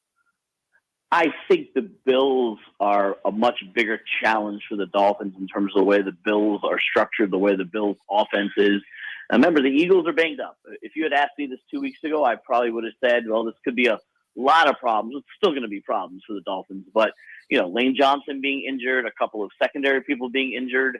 The Eagles are banged up, and the Eagles have not exactly played great football on their way to a 5-1 start, barely getting past New England, barely getting past Washington, close for a half versus the Rams. I still think it's going to be toe-to-toe. One of the best matchups you see all season. And, of course, I'm going to say that 2 weeks from now when the Dolphins go up against the Chiefs. But I have not been overly impressed with this Eagles team. Now, are they one of the best teams in football? Yeah, they're defending NFC champions who wouldn't surprise me to be back in the NFC Championship game and or the Super Bowl again. But I think the Dolphins have right now are healthier and are playing better right now if you compare the two teams. I expect a wonderful battle. It is, a night game in Philadelphia, which adds to the dynamic. And you make a point. The Dolphins have not beaten anybody of significance. That shouldn't diminish the fact that they're scoring 35 points per game and they're demolishing teams.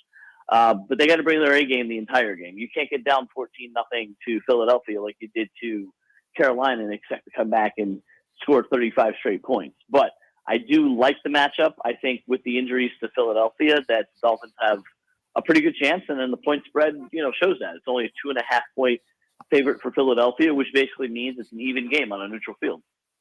And I'm just fascinated to see what Philly's D-line does with Miami's offensive line. The depth on that defensive line is so strong for Philadelphia, and I want to see how Miami's offensive line handles that and if they can keep Tua upright in that game. But, David, let's switch to a few more things. Obviously, Dallas had a nice win on Monday night, but how much of a line is there between San Francisco and Philadelphia and the rest of the NFC? Is Detroit closing in? How close is Dallas? After we've watched both of those teams lose, is there a path now to take on the San Franciscos and Philadelphias? I would actually throw Detroit in there with Philadelphia and San Francisco. I've liked what I've seen from Detroit. I think they're, by the way, they're one play away from being 6-0. And the games haven't been close, unlike the Philadelphia games, which have been close. And San Francisco were not until the other night versus Cleveland. Detroit has won the last 4 games by 2 touchdowns or more. They're just rolling over teams. And if they don't screw up in overtime versus Seattle, you could be talking about them being power ranked number 1, being undefeated. I think I would put them in the same class as Philadelphia and San Francisco. But then I think that's where the line is. Dallas, yeah, they can be good, but Dallas can also be bad. And I think Detroit is much better than Dallas. So I would put those 3 up there. The one thing Dallas has going for it is the fact that if you look at Philadelphia's schedule, it's not pretty. They get Miami this week. They play at Washington, which is a team that's always given them troubles overtime this year, beat them last year. And then they play an assortment of Buffalo, Seattle, the Giants, I'm trying to remember, San Francisco. They have a really tough schedule coming up. So Philadelphia's going to have to earn it. So that the NFC East is not a dead giveaway to Philadelphia right now. But I would put Detroit, San Francisco, and and Philadelphia a line ahead of everybody else in the NFC. And, Dallas is in that next tier. I'd put them ahead of the Tampas and New Orleans of the world, but there's not much left in the NFC. And the Eagles also on the Monday before Thanksgiving go to Kansas City, a rare Super Bowl regular season rematch. He's David Bierman, Chief Content Officer at Pro Football Network, profootballnetwork.com. Follow him on Twitter/X at David Bierman, BEARMAN, PFN, David Bierman, PFN. All right. It's a two-part question. First part, is it fair to use one loss record as a quarterback stat? Yes or no? Yes and no. I mean, at the end of the day, that's what matters. Wins and losses. That's what gets you money. That's what gets you keep your job. If you can't get wins, I mean, there are more to it than just wins and losses. Right. But is it fair? I think it's fair because if you're not driving your team to, I mean, I guess there's intangibles there. Like, would I hold it against Daniel Jones? No, because his offensive line is so bad that it's not really fair to measure that. Would I hold it, up against other quarterbacks that have a good support system or quarterbacks that are not doing what they need to be doing in systems like Los Angeles, which is probably where you're going with the Well, exactly. I mean, I asked it to get to Justin Herbert, who's basically a 500 quarterback. And so at what point does Justin Herbert start getting critiqued a la Kirk Cousins, quite frankly? I mean, it wasn't that long ago that Justin Herbert's, oh my goodness, one of the top 3 quarterbacks in the league, and he's so much better than Tua. Well, okay. Can we talk about this now? I mean, where are you on Justin Herbert? I think Justin Herbert has all the talent in the world to be a number 1, number 2, number 3 quarterback. I have always liked Tua more than Herbert. I wanted Tua in the draft. I have stayed firm on that when all the Twitter people and the rest of the world were saying it's not even close. The Dolphins made a mistake. I defended Tua in the fact that he had no offensive line, no coach, no support system, and weapons around him that were no different than the two of you and me out there at times. And then lo and behold, you give him a coach and you give him a better offensive line and you give him some weapons like he has, and he becomes a league MVP. As far as Justin Herbert, nothing has changed with him. He's got the weapons. He's had the weapons. People will criticize the head coach not being the greatest coach in the world, and I would understand that because I think Tua had that with Brian Flores issues. But at the end of the day, the proof is in the pudding. Like, he looked horrible on Monday night. It was not a good performance, and he's not driving his teams to wins. He has as many playoff wins as the guy they're comparing him to, with much better talent and much better opportunity. So I still like Tua better than Herbert, and I thought it was interesting that I put it on Twitter, the Twitter X or whatever you guys, Twix, whatever you guys are calling it nowadays, and no one said anything. I said Tua greater than Herbert after the game, and I got a couple of likes and no comments. Now, if I had said that 365 days ago, I would have been taken to the woodshed and I would have been crushed and I would have had a viral tweet that told me what an idiot I am. Like when I said that baseball playoffs are a joke, I got crushed by everybody in the world. So I think the narrative has changed. Now, you still have probably another decade to figure this one out, and Super Bowl championships will probably ultimately be the decider between the two if it gets to that point. But I have not been overly impressed by what Justin Herbert has done with the weapons he's had. And there's no doubt that the one-loss record is what it is. What else has you excited for this week? You mentioned the Eagles in Miami. What else has you fired up for this weekend, David? I'd like to see which teams separate themselves. I know I was talking about the Lions and how they're 5-1 and running away with that division, but there are a lot of races out there where you look and you see 4 or 5 5-1 teams, San Francisco and Philadelphia bouncing back off of that, off their first losses of the season will be interesting. And seeing what other teams can say, hey, we're 6 weeks into the season. It's time to make it or break it. You look at a team like the Cleveland Browns, who had an impressive win last week against San Francisco, now 3-2. That AFC North is really turning out to be a battle to the end, which it usually is, but you have a Ravens team that looks good some days, looks bad other days. You have a Pittsburgh team who looks great one day and looks terrible the next. And then Cincinnati has their bye and has won 2 in a row to get back to 3-3. I think the AFC North, quite frankly, is the most fascinating division because you really don't know what you're getting from any of those teams on any given week. If you had to take my $20, who are you putting it on in the North? The Ravens. I still think the Ravens are the best team in that division. It's David Bierman. $20 to my $20. Pro Football Network, profootballnetwork.com. You can follow Pro Football Network on Twix, Twitter/X at PFN365. You can follow David at David Bierman, Bearman PFN, David Bierman PFN. David, thanks for your time. We appreciate it. We enjoy your site very much. You guys are doing great work. Thank you. I appreciate it. You guys enjoy the week of watching football. That's what we do. That's what David we do. Bierman, kind enough to join us once again here on Miller and Moulton. I'd lay that. I mean, I would take that bet from the both of you. You know, if you're both betting Baltimore, I'll still take the Cincinnati Bengals. I know you will. I know you will. You didn't bail on them at 1-3. You were not comfortable. You were, but you didn't jump off the wagon. You stayed. I was close. I was know. kinda like riding in that golf cart with your left foot out.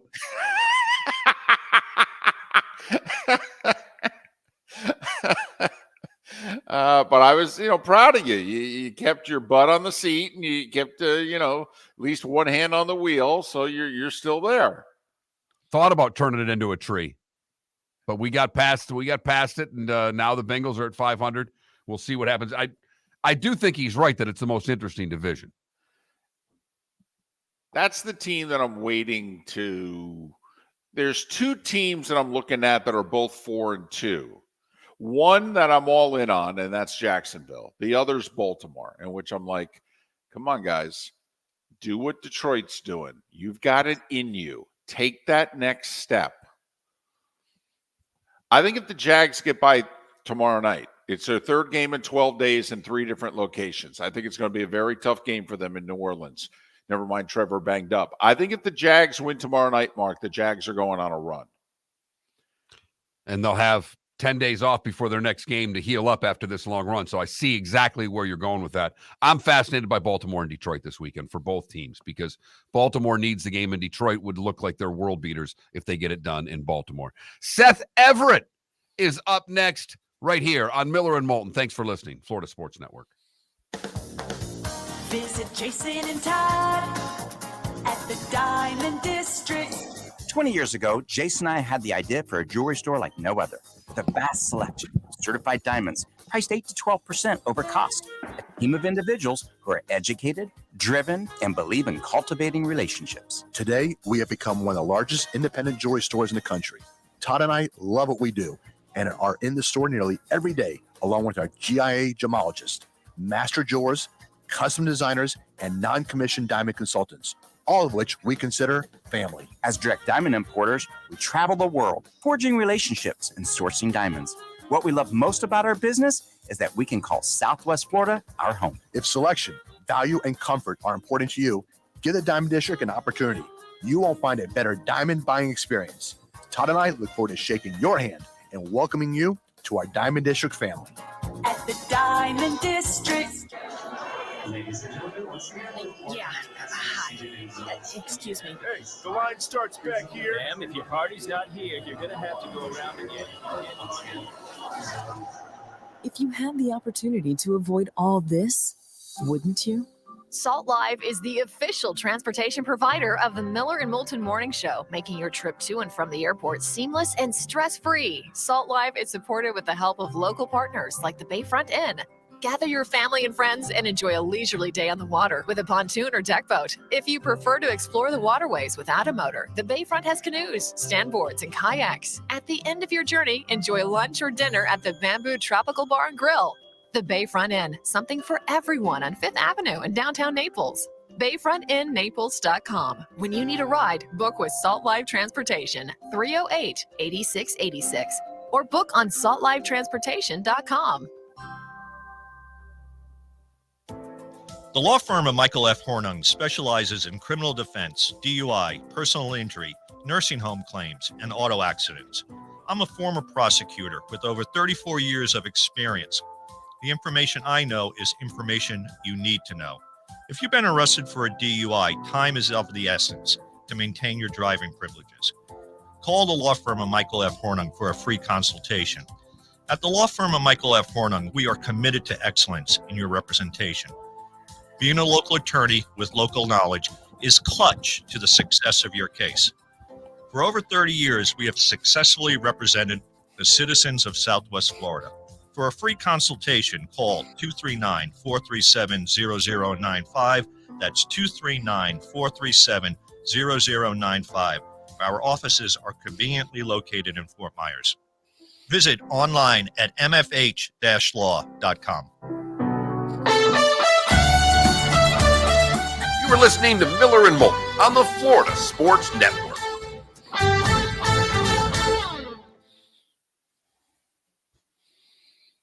Hello, Seth. Yo. How are you? Yo. I'm okay. You know, it's been a stressful week, but, you know, everything good. Is that a Hamilton shirt? No, it's SAG-AFTRA. Oh. I went back to the picket line. I see. Speaking of which, I did not bring this up when I was out in California. That is bad on me. So apparently there's a hotel worker strike. Yes. That's been going on for months. Yep. And right as our show ended the last 2 days, 7 a.m., they are out there with instruments. Oh, yeah. They're almost like the Astros in 2017. They're banging things, playing things. Yeah. 7 a.m. local time. I said it's worse in Michigan with the auto workers. That hotel strike is not. It's wild because a lot of sports teams stay there, or aren't staying there. Well, wasn't there an issue? Wasn't it with was it the Diamondbacks? Somebody checked into a hotel and didn't know what was going on.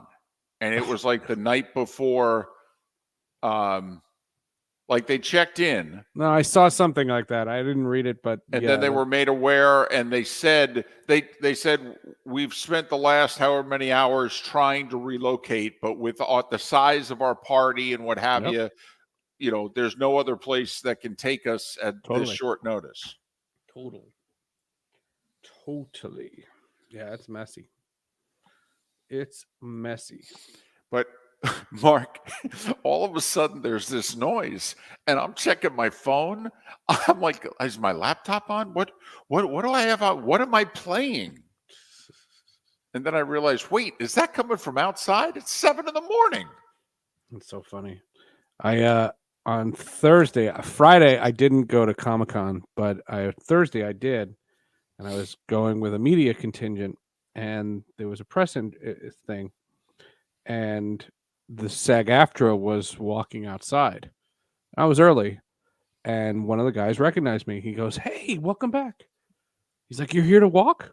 And I went, "Uh-huh." I am now.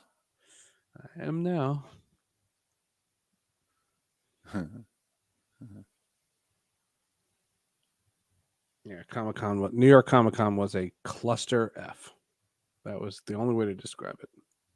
Just a mass of humanity. And costumes and it's gross. I find it before COVID, I would wear a hazmat suit. Does it smell bad? I mean, I was clean. No, I'm saying I bet it smells bad, but there's a lot of sweaty people out there in Comic-Con in those Don't costumes. get that close. True. I will say, a lot more masks where I was the last 2 days than I've been used to seeing. A lot more masks. Yeah, I'm sure. It's like a different country. Knock yourself out. That's worked out really well. Go get a shot, too, while you're at it. I will say my daughter, son-in-law, and granddaughter all got COVID 2 days ago. Wow. Got COVID or got COVID shots? No. Got COVID. They have COVID right now. They're home all week. 10 seconds. I think my daughter got it and gave it to the family.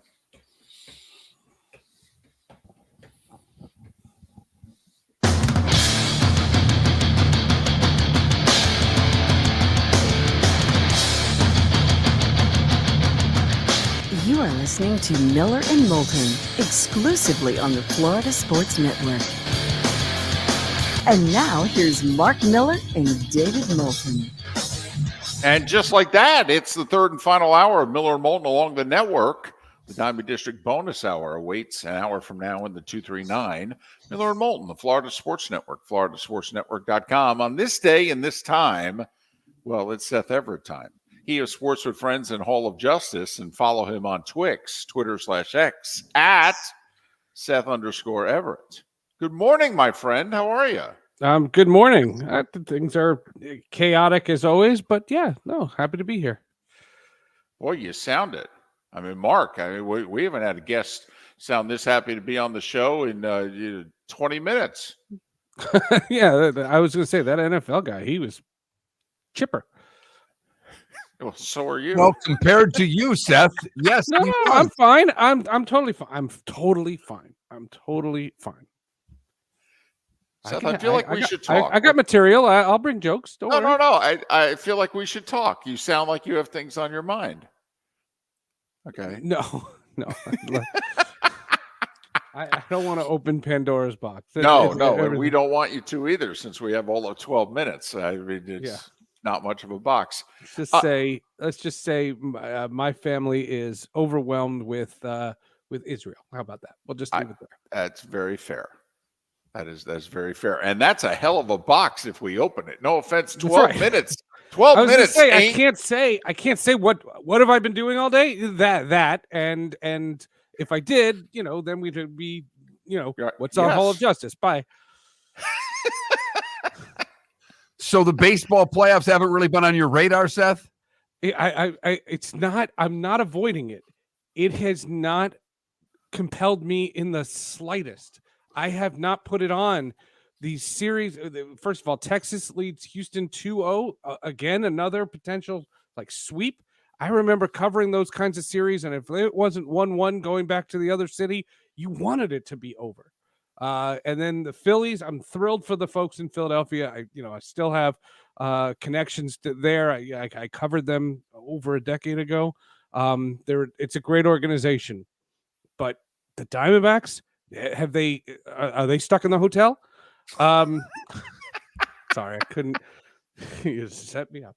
I don't know. The baseball playoffs, I'm not here to bash the baseball. It's just that wild card round, stupid. The teams that get 5 days off, it's ridiculous. And then you had extra days off because there were all sweeps in that other round. This round had 3 day extra days off, and all these teams are ice cold. I'm not saying it needs to change. I don't care how they fix it. My point is these teams are ice cold, and it shows. Yeah, but the Astros have been to 7 straight LCSs. We've had all different formats, and they've gone 7 straight years, and they haven't cheated all 7 of them either. So I mean, not. That's the other thing. That's the other thing. I'm tired of every time the Astros do anything, people call them cheaters. Okay, it it's bothers interesting. Me to no end. No. Mark and I had this discussion. Was it yesterday or Monday? It was yesterday. Okay, we asked. Okay, yeah, the Astros are cheaters. Got it. They were. Well, exactly. But we still, when we say the Astros, we go, oh, cheaters. Well, right. 7 straight LCSs. Okay, yeah, Tom Brady deflated footballs. There. Right. Bill Belichick with the film. I mean, they saw Belichick.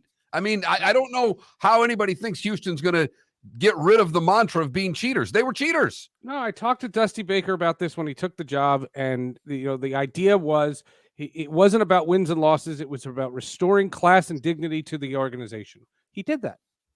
He did that in spades. To you. No, he did that.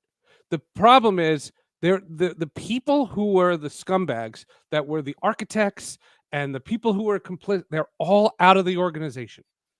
There are good quality people running that team right now, And most, if not all, I think there's like 3 players that were still around from 2017. The team has gone through a complete changeover of their roster, and Dusty has looked at the quality of the person as well as the talent on the field. And he has done, that's exactly what he did in San Francisco, in Cincinnati, in Chicago, everywhere he's been. Washington, I can't forget Washington. And the idea that people just say, "Oh, I'm tired of seeing the Astros because they're cheaters." That's misinformation as much as anything else. And we pointed that out yesterday, but we just threw out there, where's the line of demarcation in which you go, kind of like a former steroid user, in which we go, well, pretty sure they were cheating here, Right. but they've been clean here. At what point do I start to give them credit for what it is that they are doing? He's Seth Everett. All right. Follow him, Seth_Everett on Twix and Sports with Friends Hall of Justice. You're sticking with the candy bar, huh? Podcast. Yeah. Yeah. Okay. Yeah. No, well, you come up with something It's better. not trending. It's not. It's. I don't see it anywhere Neither else. are we, and we're never going to be, Seth. No, I think you guys are. Tell you what, It's all over my social media. You bring us on Sports with Friends. We'll do a podcast, and you help get us trending. Okay. Okay. If we were, You guys were on Sports with Friends. Look what that did. If we were a thing, this would be trending. If we were a thing. If we were a thing, we're not a thing. Mark, are we a thing? No. That's a great promo. Miller and Moulton, we're not a thing. In fact, that might be what we run tomorrow. Instead of what's going to be on the show, Miller and Moulton, we're not a thing. Join us tomorrow at 6 a.m. There you go. And we're always wondering what we're going to put on the T-shirts that we're never going to have. Okay, there's an early nomination also. Miller and Moulton, we're not a thing. All right, Seth, I want to ask you our poll question because baseball has been put back in the Olympics. What would you do? Would you want the Major League Baseball players to play? Would you want the season to shut down for a couple of weeks like they do in hockey? Continue the season but let the best players play, or not let the players play in the Olympics? How would you handle this? I would not shorten the. I would not break up the season. I wouldn't. I don't think. I don't think the league would benefit the way the NHL benefits or the soccer leagues benefit from the international competitions. The English Premier League, for example, just took its 3rd international break. The season is 6 weeks old, and they during that time, you flow in and out of the sport. I mean, it's awkward. And in baseball, something that I think you don't want during the course of the Olympics, there's a huge faction of this country that doesn't watch the Olympics. And you could argue that in the streaming era, Olympic viewership has been down across the board. And so based on all that, I don't think baseball benefits from shutting down its season to let players play. You have your cockamamie World Baseball Classic. I've always said, if that's a serious competition, play it in October or November. But doing something in the summer or March, to me, is dumb. You already play 162 games, and the owners aren't going to give back an inning, let alone a game. So you, if you're Rob Manfred, would then go back to how we did I would it. go to confessional. Well, once again, I'm not making you Rob. We know your thoughts on Rob Manfred. Okay, but Thanks baseball for subscribing, Rob. Was an Olympic sport from 92 through 08. And what they allowed was, if you're not on a 40-man roster, basically you're available to represent your country in the Olympics. You would go back to those rules. Yes. I remember, Daryl and I used to talk about this all the time. Would it ever be, it would be wonderful for players to play for their country. I do see the value in that, but it only would be valuable to the actual players. I disagree. You can play international tournaments whenever you want. If you were not doing a money grab, you could play it in October or November. The problem is that's all they're in it for, is to make money. And if you're talking about a sport that is as greedy as that sport is, they're not shutting down their season to accommodate something that they don't profit from. They make the money on the licensing for the World Baseball Classic. They own the World Baseball Classic. They don't own the Olympics. So if you let them play in the Olympics, you lose. But both the NFL and Major League Baseball are desperately trying to get much more international money involved in their sport. It's tough to get more international than the Summer Olympics. Again, I go back to the analogy. I was when the sport was really slow and I was trying to speed it up, I said, could you take the 3-minute break in between the innings and make it 2.5 and charge one of those ads a half rate to make it a 2.5-minute break? They would not give a second. They wouldn't go to 250, 245 in between innings. They are greedy as can be. They won't have a season like the COVID year, because what the TV networks will then say is, well, we're only going to pay a third of the price. That's how the wild card round got started anyway, because they didn't have enough regular season games. Seth, if baseball was getting money from the Olympics, would you change your mind on this? Because it sounds like the reason that you say it'll never happen is because baseball's not getting paid. If there I don't was a think way the that Olympics could afford to subsidize what baseball's losses would be. So no. Okay. No. I like the Olympics though. They're fun. I work 2 of them. Well, maybe in 5 years you can work another. Rio in 2016. Sports with Friends Hall of Justice. Go. Sports with Friends is a gentleman by the name of Connor McKemmy. He is a lacrosse player from South Carolina who, in a propane accident when he was 13 years old, was given 1% chance of living. Not only did he survive, he became a Division I lacrosse player and a coach, and now he's a motivational speaker, and he just wrote a book. It's a fascinating, fascinating conversation. Connor McKemmy is Sports with Friends. When you get motivational speakers like that, are you one of those that after it, are you ready to go, run through a wall? Did it get you that fired up? I had to edit out me going, really? Holy crap. Oh my God, that's wild. Like, I had to take that out because it sounds like I'm kissing the guy's butt the whole time. I took all of that out. So now you say he like tells these stories. It's insane. His father taped the Santonio Holmes Steelers Cardinals Super Bowl, and he was in a coma.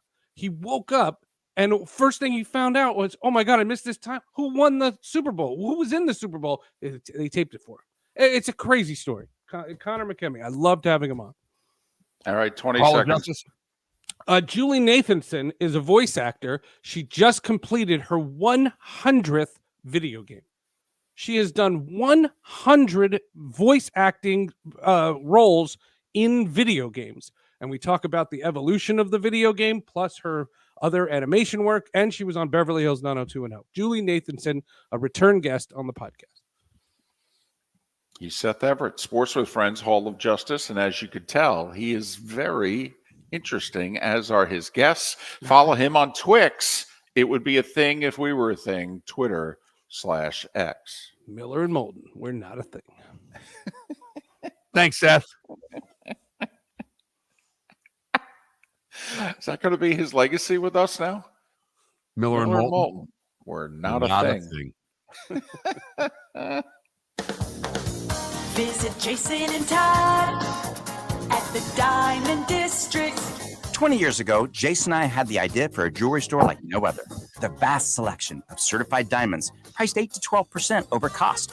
A team of individuals who are educated, driven, and believe in cultivating relationships. Today, we have become one of the largest independent jewelry stores in the country.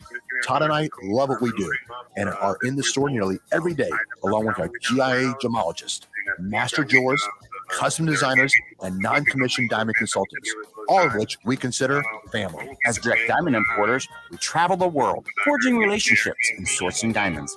What we love most about our business is that we can call Southwest Florida our home. If selection, value, and comfort are important to you, give the Diamond District an opportunity. You won't find a better diamond buying experience. Todd and I look forward to shaking your hand and welcoming you to our Diamond District family. At the Diamond District. Located on the East Trail, locally owned Naples Tiki Bar and Grill is an outdoor eatery next to the Hitching Post Shopping Center. Island-inspired food with a true tiki theme. The best place in Naples to enjoy the beautiful weather in Southwest Florida. The Naples Tiki Bar and Grill offers a great menu for dine-in or takeout. Enjoy our famous pulled pork, huge burgers, and tiki bar cocktails. Don't miss happy hour every day from 3 to 6 and live music 7 days a week. See you soon at the Naples Tiki Bar and Grill, 114 1398 Tamiami Trail East. The law firm of Michael F. Hornung has successfully represented the citizens of Southwest Florida for over 30 years. As a former prosecutor, the information I know is information you need to know.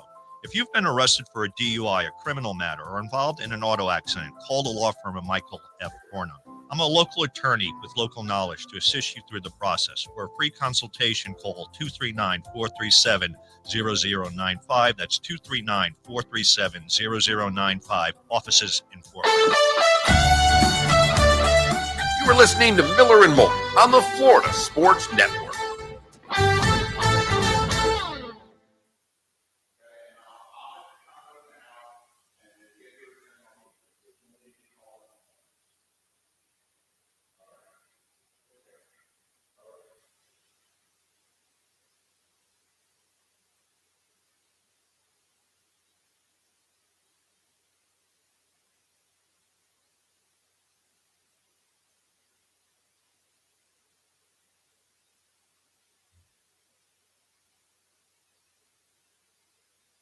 DC, I think you're on to something, because that's the whole time that he was talking, I kept going, Altuve's still the face of your franchise, and he was a cheater.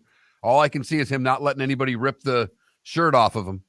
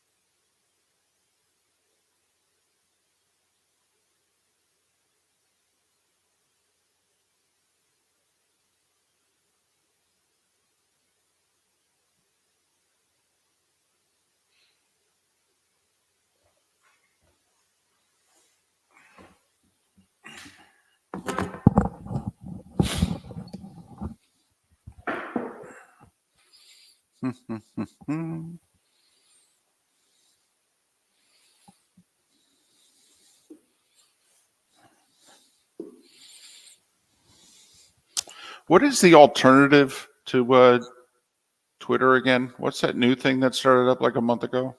Oh, is it Threads? Is that it? I have not ventured onto that at all.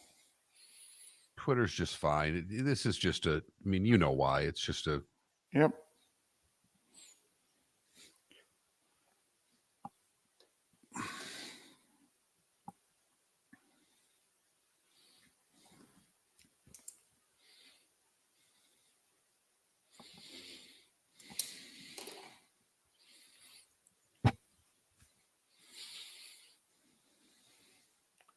You know what the one good thing is, and I know you've been dying to know this, Mark. Thanks for asking about this whole 7-week saga. Is when we moved, we did not, because I was alone and my wife was here for so many months, and you know why.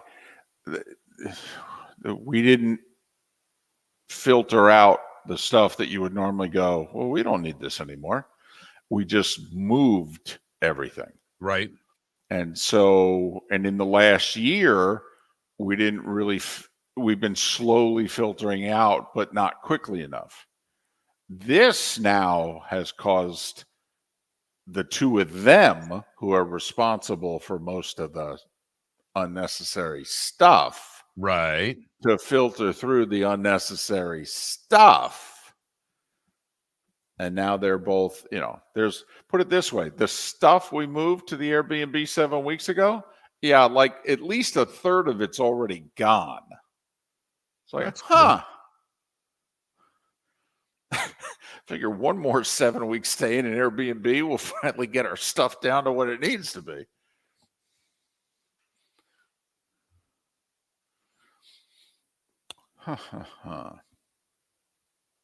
Mastodon.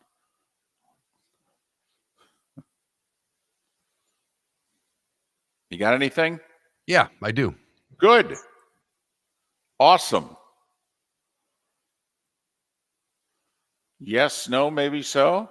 No, it's needed for a longer segment. We should have done that at 7 o'clock, but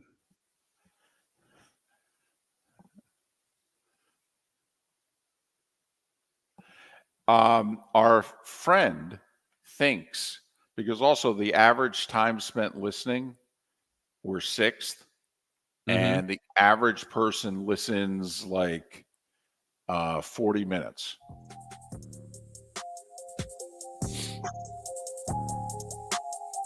You're listening to Miller and Moulton, only on the Florida Sports Network. And now, here's Mark Miller and David Moulton. 21 minutes past the hour. Top of the morning to you. Little cool this morning, huh? Nippy, even? I sure hope so. Did it cross that threshold, Mark? Was this morning and is this morning technically nippy? Oh, I'm pretty sure I could have cut glass with him when I walked the dog this morning. Wow. You asked the question. I know, but you have been very literal today. You have been very piercing with your commentary today. Right back to the point of it being nippy.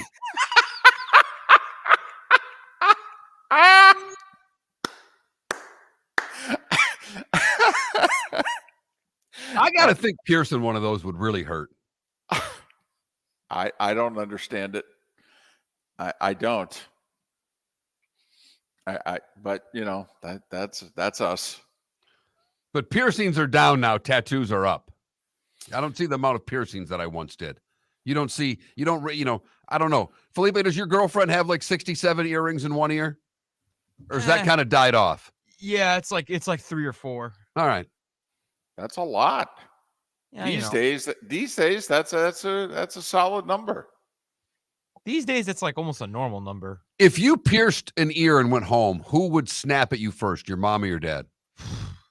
I think they'd both make fun of me. I think my dad would be like, dude. And then my mom would just be like, wow, you look so stupid. Because I had a pierced ear in my late teens, maybe early 20s. And I remember I was in college and thought I could do what I wanted. And I was home.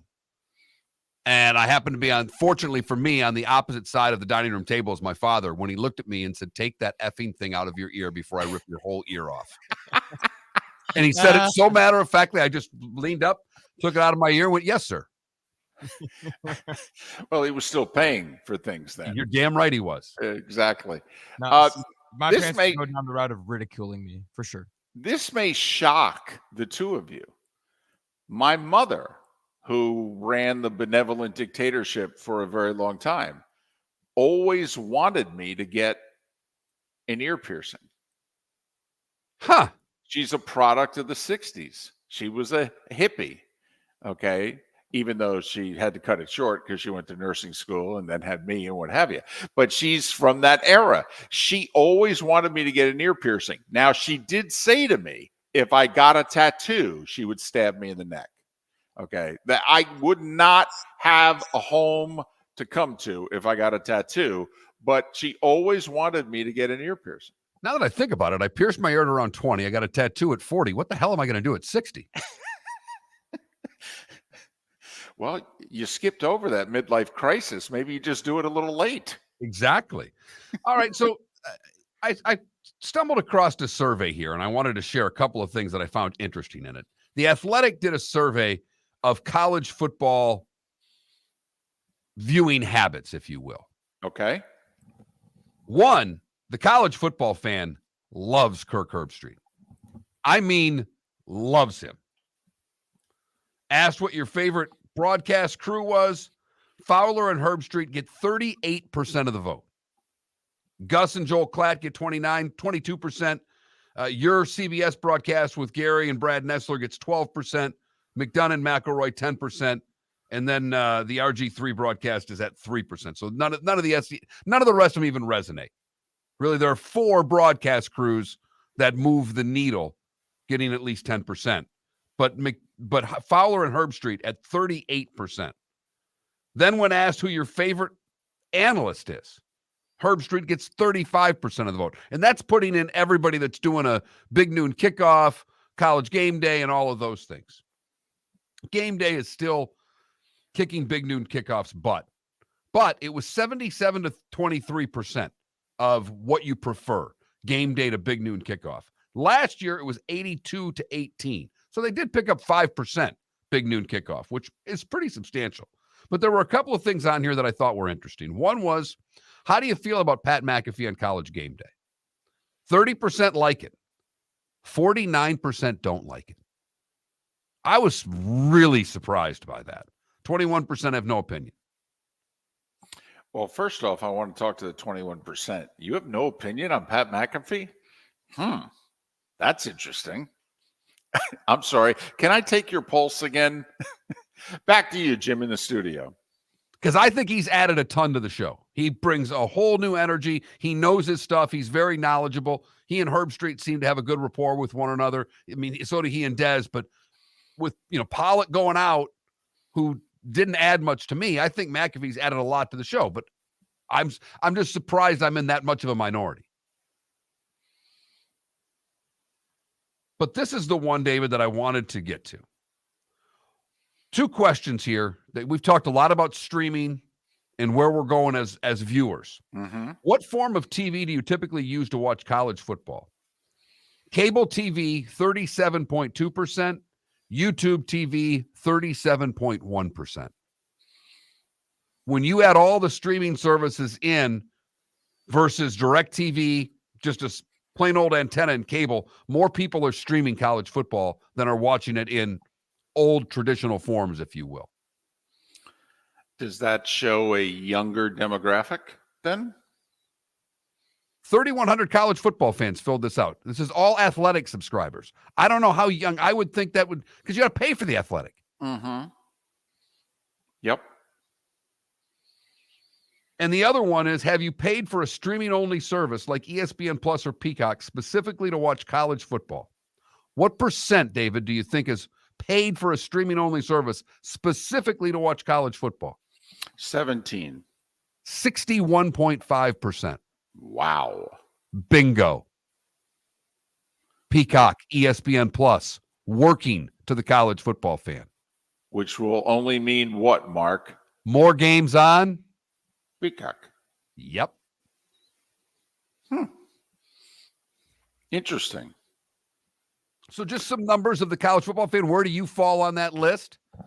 Because I've not paid for a specific service. I paid for ESPN Plus for all of its services. I paid for it for hockey and college hoop as much as I paid for it for anything else.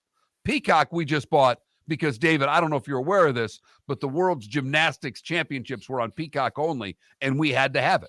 Yes, you did, Mark. Yes, you did. If you want to stay in your current house, yes, you need that. That event was a couple of weeks ago. She's still watching it every night. Every night. I'm going to go to the room and watch some gymnastics. Knock yourself out, honey. I'm going to watch baseball.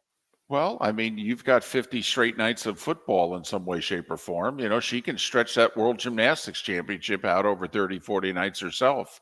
Do you know what it's going to be like when the Olympics start? Well, in my house. I do know. Fortunately, it's during the summer. What do you care? You should just, you know what? Chalk up, and all men should do this in the summer of 2024.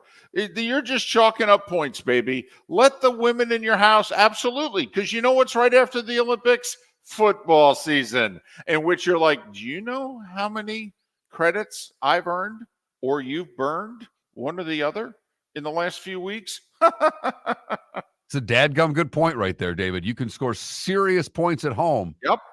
By taking in a little gymnastics in July of 2024. Come on. You can't fake it with your spouse or significant other for 2 weeks? Hell, she's been faking it with you for 10, 20 years. Right.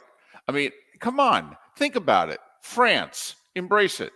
Start to, just look up a few things on Google about France as a country, about Paris. Buy a bottle of red wine and say, honey, yes, let's watch some gymnastics and knock down some vino after. In fact, that's what you should do. Every night of the Summer Olympics, something French in your house and go, honey, it's the Olympics tonight. Do you know what we have tonight? We have rhythmic dancing. Okay, we've got, da da da and da da da. And by the way, would you like a nice bottle of red to take it all in? And in the back of the mind, you know what you're thinking?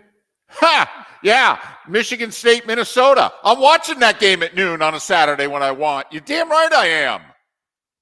You know why? I got rhythmic gymnastics I had to put up with. Yeah, damn right. Have another glass of Chardonnay. Honey. Bud Elliott next. Hello, friends and family of Southwest Florida. Are you looking to tap into the electric vehicle market? Well, look no further because we here at Southwest Florida Golf Carts have just what you need.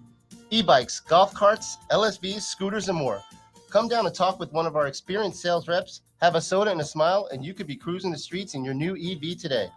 Stop by the store or visit our website at flgolfcarts.com and enter for a chance to win $100 off your next purchase by answering John's monthly sports question.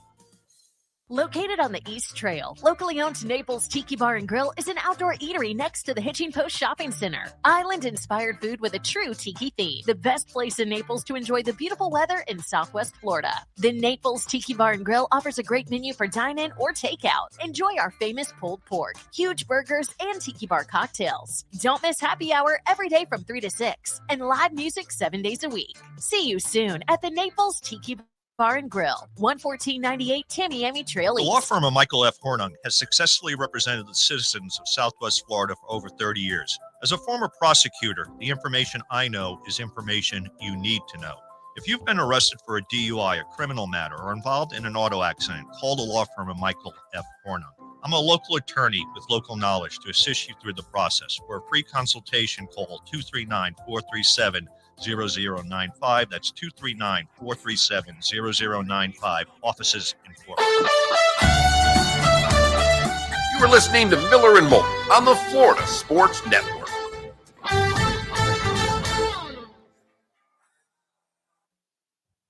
Love it. Love it. Marriage counselor. That'd be funny. I'd be way too tough a counselor. Yeah. Counselors can't say, hey, suck it up, buttercup. At least that's what my wife, the counselor, tells me. Every now and then she'll bring up something and I'll just say, no, that ain't going to work. You need to handle it this way. And she'd look at me and go, yeah, it's a good thing you do what you do and I do what I do.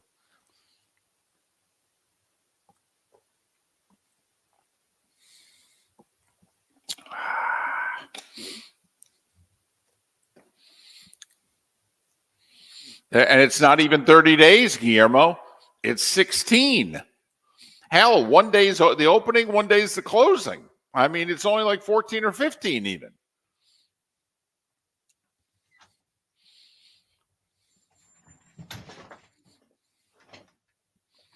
Hey, have they changed the name of the show?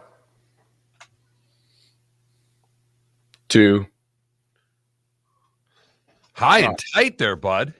Yeah. Yeah, I didn't sleep well at all last night. I don't know. I'm gonna need to redo this. I mean, does Brock Bowers' injury really hitting home? I mean, what's going on? Yeah, man, seriously.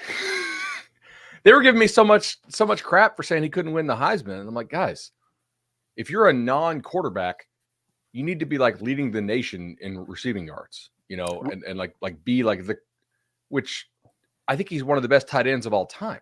We looked it up, by the way. Last tight end to win the Heisman was in the 40s. The best finish, somebody in 49 won the Heisman. I think it might have been Leon Hart. But the best finish by a tight end since, I think it's Ken McAfee, Notre Dame tight end, 77 national championship team, finished third. Distant third to Earl Campbell. I did a video on like the greatest college tight ends of all time. And the one that I kept coming back to is the guy from Oklahoma in the 80s. Like Keith Jackson? Yes. Yeah. I had not watched his Oklahoma stuff before because I was born in 85. Like his stuff is unreal. And like they ran a lot of option and stuff. But like, good God, that guy that's kind of like, that just a different level of athlete for the time, I know Oklahoma was loaded, but like he looks like he looks like way better than all the other players on Oklahoma's team. The two great Keith Jackson stories, who does, by the way, Arkansas radio. Does he really? Yeah, I think he's from Arkansas. Oh, wow. Nice. Okay, at least he did. So Keith Jackson had a job when he was at Oklahoma. He got paid to watch the sprinklers get turned on and water the grass. Okay, every now and then they actually made him hit the switch. He got paid for that. And early days of NFL free agency, Keith Jackson was holding out, I think, with the Packers, maybe it was Dolphins, Eagles, one of those three teams. And somebody was asked about Keith Jackson's holdout, and the player said, well, he's just trying to make as much as he made at Oklahoma.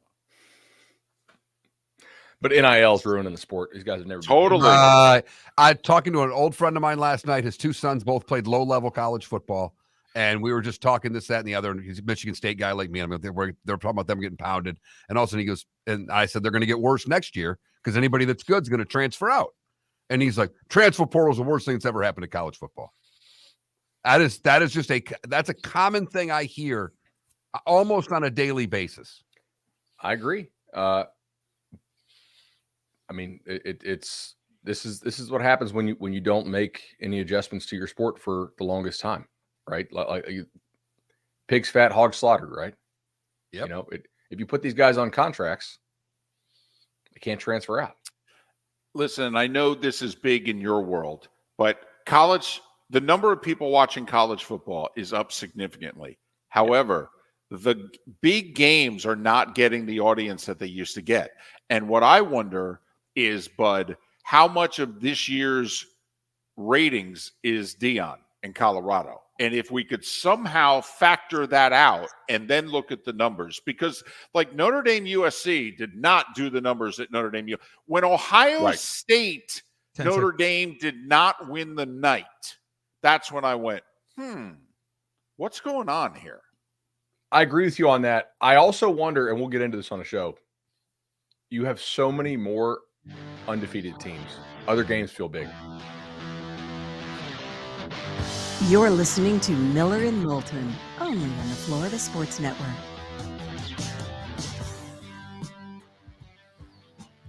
Miller and Moulton, the Florida Sports Network, floridasportsnetwork.com. It is our weekly conversation with Bud Elliott. He of 24/7 Sports, the CBS Sports Family, Nolecast, the Cover 3 podcast. Follow him on Twix, Twitter/X at Bud Elliott, the number 3. That's Elliott with 2 L's and 2 T's and the number 3. How you doing? Doing well, man. Speaking of Twix, there's a chain pizza joint offering Twix bites now, which I saw. I'm like, that's dangerous. They're like cinnamon rolls with Twix inside, I guess. Cinnamon rolls with a Twix inside of them? I saw it on Twitter last night. I was like, this is why we're fat, right? Like, love the skinny guy saying that. That's that away, but exactly. Keep telling us 20. The young skinny guy going, man, I can't believe this. Why we're so fat. Hey, we did a segment earlier in the show. It was about Penn State, and we said, "Is this Texas going into Tuscaloosa?" Okay, is it? That's a great comp, actually. I think it's a really interesting comp, and it could be, because I don't know that Ohio State is quite as good as they sort of need to be. The defensive line, I think, is pretty good, but they've been a little bit inconsistent. But when they play well, they're dominant. I think the Buckeyes have done a great job getting more corners this year from the portal. That's something that they needed to do last year and failed to do. So this year they've strengthened the secondary. But the linebacking core is it's just not special, man. Like, they don't have guys who are like, yeah, that's a dude we're going to see, play 5-10 years in the NFL playing for them at linebacker. And the offense this year is still a little inconsistent. We said, like, pull the tape from February and March. Ohio State is going to need 2 tackles in the transfer portal. Well, guess what? We saw the best tackle in the portal play for Oregon last weekend against Washington. So if you didn't get him, you needed to get 2. It makes it tough. So I think Ohio State has come back a little bit, and they are beatable. With Penn State, though, they do have the lowest air yards per target in the Big Ten. Now, I know that's like the guy who asked the question of James Franklin when Franklin blew up at him. The way he asked it was pretty clunky, and Franklin took the opportunity to kind of dunk on him, and have some fun with it. But the root of the question is not clunky. Like Penn State has not thrown the ball down the field this year, effectively or ineffectively. They just haven't done it. But do you think, kind of like back in the day when Michigan, Ohio State held everything back for when they played each other, Penn State has not played Murderers Row. Do you think Penn State's been holding their offense back and they're going to unleash it because they got the people to unleash it with? It's possible. I don't know that they have the receivers that scare Ohio State, right? I don't watch Penn State's passing game and say, yeah, he's like a no doubt stud. They needed the receiver Cephas, who they took from Kent State, to come in and be that dude. And so far, he really hasn't been. He's been fine, but he hasn't been like a true difference maker. Now, the quarterback, Drew, has a huge arm. I mean, like just Josh Allen type zoom on the ball. And I don't say that lightly. Ohio State will force Penn State to throw the football down the field. Jim Knowles runs a really aggressive defense, and they don't give up a lot of short, cheapy stuff. Like, you have got to chuck it down the field. Maryland hit a couple, and they missed a couple. This game is probably going to come down to that, right? How many deep shots can Penn State hit? Because you're not going to consistently go on 10, 12-play drives against this Ohio State defense at home with the style they play. Other side of the ball. What does Ohio State have for Penn State? Because we've seen this offense struggle for most of the season. They've shown some spots, but for the most part, this offense has struggled a bit. What do they have for Penn State, Bud? I think that they may have something just force-feeding the ball to Harrison, right? And I think that's probably what you were going to see down the stretch against the Irish until he got hurt. And Notre Dame, put so many resources against stopping Marvin that Egbuka stepped up. Now, Egbuka has been hurt, didn't play against Purdue. They held him out. I don't know if he'll be back this week, but Carnell Tate, 5-star freshman from IMG Academy, about an hour and a half up the road from you guys there in Bradenton, he stepped up last week against Purdue. They like the tight end Stover quite a bit. I think Ohio State has some answers, but the quarterback play this year just hasn't been what we normally come to expect from Ohio State. This is sort of a basketball-y matchup to me. I don't think either side will let the opponent rush the football effectively, and they'll force you to make plays on the outside. So whose receivers will win the one-on-ones? Penn State has two corners that are going to go to the NFL. So this is actually legitimately a pretty good challenge. However, last year, Harrison Jr. called game and took it over. He's like, yeah, you're going to the NFL, but I'm going 1-1, right? So can Penn State cover this guy? And I think if Egbuka doesn't play, you probably really have to scheme to take Harrison Jr. out of the game and force a true freshman to do to you what he did to Purdue. Yeah, good luck doing that. Honestly, I mean, he's the best So player good. in college. He's not going to win the Heisman. He's the best player in college football. I mean, he does not need to be playing on Saturdays. He's, I mean, he's more skilled than his father, and his father's in the Hall of Fame. I mean, he's a ridiculous talent. All right, if there's one area where Miller and Moulton and Bud Elliott have gone at it in the last couple of years, it's on some analytic coaching decisions. So where were you on what Dan Lanning did? The final two, 100% agreement. I thought that it was essentially, I would equate it to trying to use the shot clock effectively to play for a 2-for-1 in hoops. So think about what happened on the drive prior. Your top two corners just knocked each other out. You're facing Michael Penix. And I talked to an analytics guy the other day, and I used a phrase, and he's like, can I steal that? I was like, yeah, I assume somebody else has said it before. You're going to have to defend 4 downs. You might as well use 4 downs. If you punt that ball away, you know with certainty that Washington and the Heisman frontrunner and their NFL receivers, they're not punting. They have to go down and score. You have to defend Washington not on a 3-down basis, but on a 4-down basis. That is absolutely going to increase the odds that Washington can drive down and get a touchdown. And we're not playing a field position game here. The difference between punting the ball and sticking them at, let's call it what, they're 15 as opposed to like the 48 is really negligible because they're not trying to get in the field goal range. They have to go score a touchdown. I thought what Oregon did there was actually pretty smart, right? You went for it, which probably a coin flip to get it or not. Okay, probably a little bit, maybe a little more. You didn't get it. Okay, but like the decision before the result comes, I think is sound. And then the way they played it after they missed was also sound. You need to play that aggressively. You need to say, okay, Washington, we're either going to get a stop and end the game, or if you score quickly, We're going to get enough time for our team to get the ball back and go. It would be a mistake if you played a bunch of off coverage and let Washington go on a drive like that. But the fact that they played it aggressively forced the hand. The only one that I think they maybe want back, which I know analytically it's the right decision, but I think it's extremely coin flippy, is the one before the half. Because if you kick the field goal, cool, you get the 3 points, you go into halftime, you go for it, you only need to succeed 43% of the time, which they're going to be higher than that, even in big games. This game, they missed it, obviously. But you don't really get the reciprocal value of sticking the opponent with the poor field position because the clock's going to run out anyway.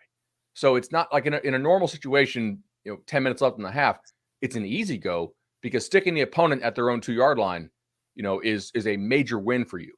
But because the half's going to run out, it's a little bit less so. So that was the only one that just, and I don't want to second guess it. Like I was first guessing. I was like, I would kick here. And I was saying it on X. So, but overall, I think the coaching industry is going to trend more to this than away from it.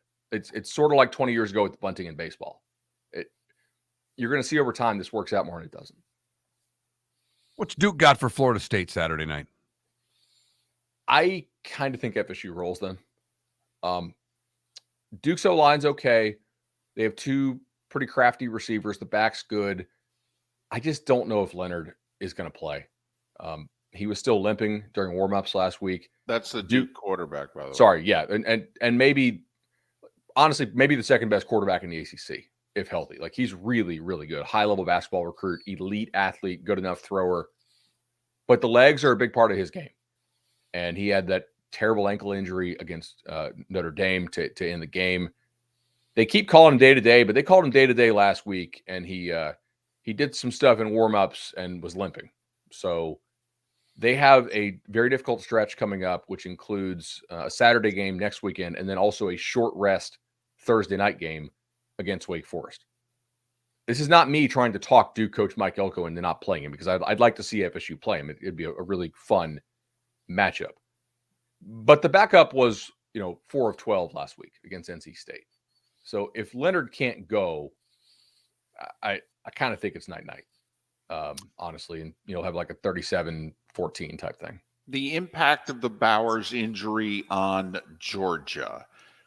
How vulnerable do you think it makes them to lose a game before Atlanta? And quite frankly, if they lose the wrong game, then get to Atlanta.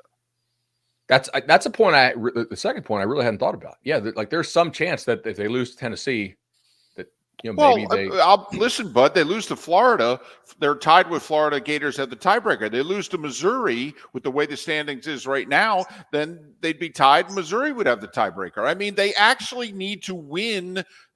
Of the 5 SEC games they have left, that 3 of them are in their division. They would lose tiebreakers with. Correct. If the team also won out, right? Which Florida still has to go to Baton Rouge and go to Columbia. So I would anticipate that UF, even if they beat Georgia, although I guess if they beat Georgia, they're playing at a level that is good enough to win out in theory. It makes them more beatable for sure, right? Because he was sort of their easy button they could press at times. And he's the best tight end in college football, one of the best we've ever seen. And so I do think it makes them more beatable. Like, are they still a 2-score favorite over everybody they play? Yes, I think so. Like they're going to be more than a touchdown in Knoxville. They'll be more than 14 against Florida. It does give you a little bit of pause in those critical moments when they could just go and target him and just kind of hit the easy button as they did against Auburn, right? The counter to this is Carson Beck's playing really well. Really well. I think he's the second best quarterback in the SEC right now. He's making some high-level throws. They attack you down the field. The receiving core seems to be kind of rounding in the form a little bit.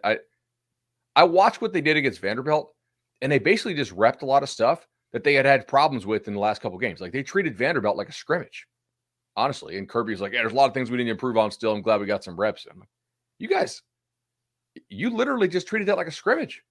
You're running all the plays that if you watch some of these film breakdowns that you've been struggling with. I think it was kind of a misleading score.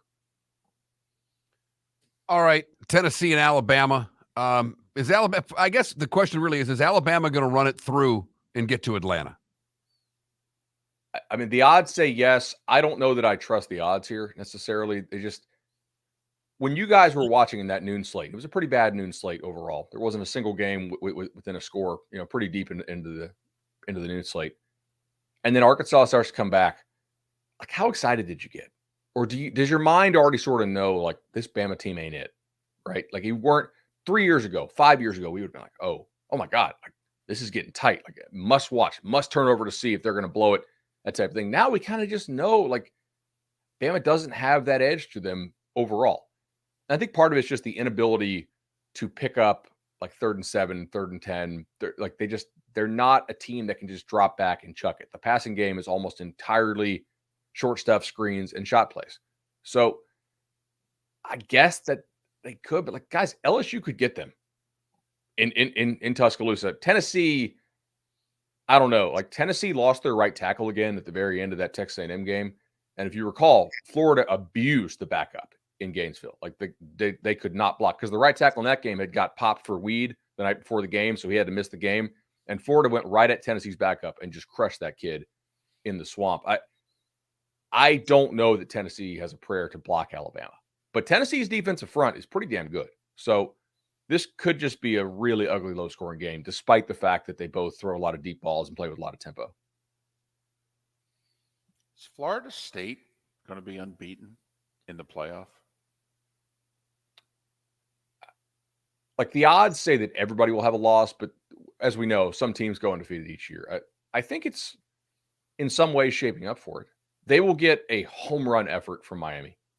Like, Miami does this thing where they don't seem to care about a lot of the ACC games, but Miami will play their butts off in Tallahassee. And they'll get the same effort from the Gators and the Swamp. Exactly.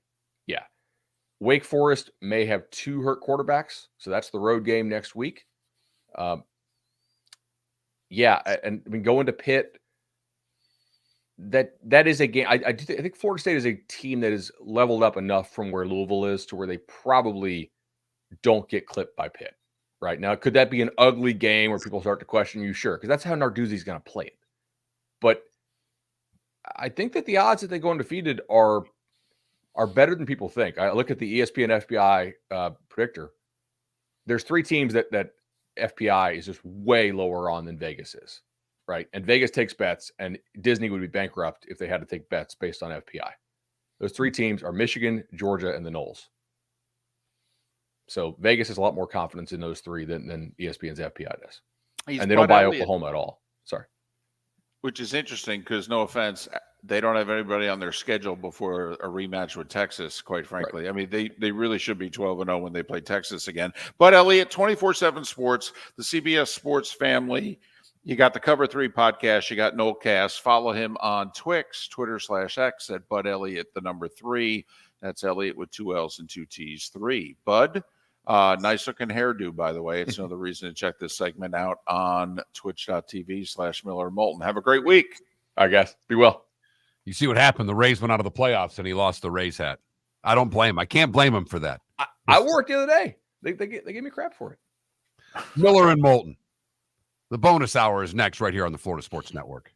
The law firm of Michael F. Hornung specializes in criminal defense, DUI, personal injury, nursing home claims, and auto accidents. I'm a former prosecutor with over 34 years of experience. The information I know is information you need to know. If you've been arrested for a DUI, time is of the essence to maintain your driving privileges. Call the law firm of Michael F. Hornung for a free consultation. At the law firm of Michael F. Hornung, we are committed to excellence in your representation. Being a local attorney with local knowledge is clutch to the success of your case. For over 30 years, we have successfully represented the citizens of Southwest Florida. For a free consultation, call 239-437-0095. That's 239-437-0095. Our offices are conveniently located in Fort Myers. Visit online at mfh-law.com. Visit Jason and Todd at the Diamond District. 20 years ago, Jason and I had the idea for a jewelry store like no other, with a vast selection of certified diamonds priced 8 to 12% over cost. A team of individuals who are educated, driven, and believe in cultivating relationships. Today, we have become one of the largest independent jewelry stores in the country. Todd and I love what we do and are in the store nearly every day, along with our GIA gemologists, master jewelers, custom designers, and non-commissioned diamond consultants, all of which we consider family. As direct diamond importers, we travel the world, forging relationships and sourcing diamonds. What we love most about our business is that we can call Southwest Florida our home. If selection, value, and comfort are important to you, give the Diamond District an opportunity. You won't find a better diamond buying experience. Todd and I look forward to shaking your hand and welcoming you to our Diamond District family. At the Diamond District. Located on the East Trail, locally owned Naples Tiki Bar and Grill is an outdoor eatery next to the Hitching Post Shopping Center. Island-inspired food with a true tiki theme. The best place in Naples to enjoy the beautiful weather in Southwest Florida. The Naples Tiki Bar and Grill offers a great menu for dine-in or takeout. Enjoy our famous pulled pork, huge burgers, and tiki bar cocktails. Don't miss happy hour every day from 3 to 6 and live music 7 days a week. See you soon at the Naples Tiki Bar and Grill, 11498 Tamiami Trail East. Hello, friends and family of Southwest Florida. Are you looking to tap into the electric vehicle market? Well, look no further because we here at Southwest Florida Golf Carts have just what you need. E-bikes, golf carts, LSVs, scooters, and more. Come down and talk with one of our experienced sales reps, have a soda and a smile, and you could be cruising the streets in your new EV today. Stop by the store or visit our website at flgolfcarts.com and enter for a chance to win $100 off your next purchase by answering John's monthly sports question. You are listening to Miller and Moulton on the Florida Sports Network.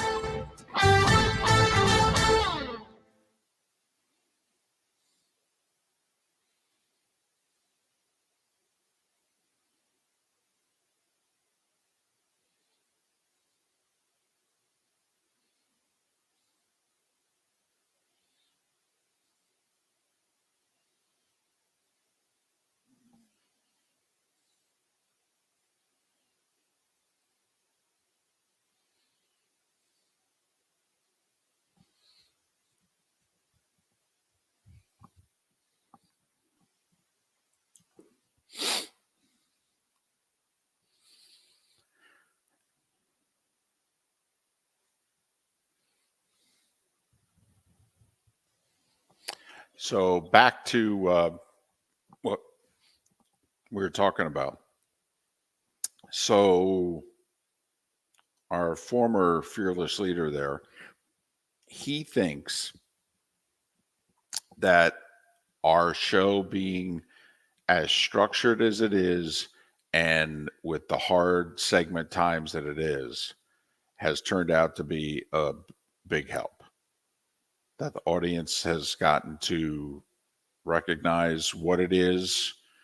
And he said, well, then obviously, because my concern is the breaks are too long. And he said, well, obviously they're willing to sit through at least one. Yep. And think about it. We only had this structure for a month of this. This is July, August, September. Well, just in terms of the 801 to 814. Right.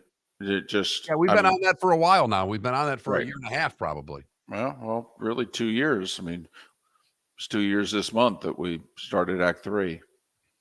15 years yesterday that I met my wife. Where'd you meet her? Bow campers.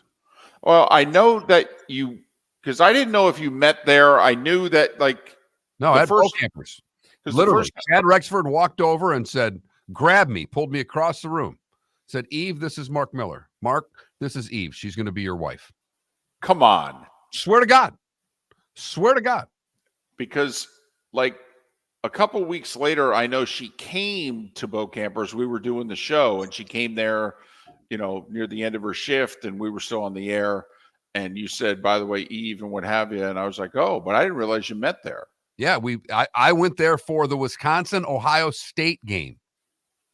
Wow. Big Wisconsin-Ohio State game. That was the reason we went there. So why did she go there? Her friend went for Mississippi State, Florida. Florida lost to Mississippi State that day. And she went to watch the Penguins, and the whole thing started because they turned the one small TV on to the Florida game, which was on 87 televisions. And she kind of went, you know, WTF. And Mo Alexander, who was working there at the time, was like, It's like the sixth game of the season. She's like, it's the third game of the season. It was a power play. And Rexford heard her say that and walked up to her and basically said, all right, 60 seconds. So you like hockey? And she had an I Heart Penguin shirt on. And she's like, really? And he said, 60 seconds or less. What do you got to offer? And she said she looked at him. He had a wedding ring on, so she wasn't intimidated by him. And literally says, hold on 1 second. 10 seconds. And walked over and grabbed me.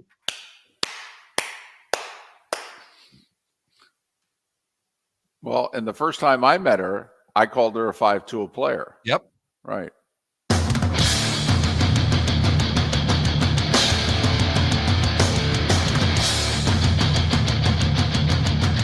You are listening to Miller and Moulton, exclusively on the Florida Sports Network.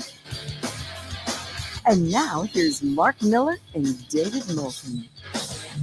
And just like that, it is the Diamond District bonus hour. Man, this show flew today from 6 to 9. Here we are already in the bonus hour on this hump day. Miller and Moulton, the Florida Sports Network, floridasportsnetwork.com. And that's one of the places you can go to find our poll question, which was a little off the beaten path. And, when we go a little off the beaten path with sports, you guys aren't interested. We go a little off the beaten path with like food or something. Oh, my goodness.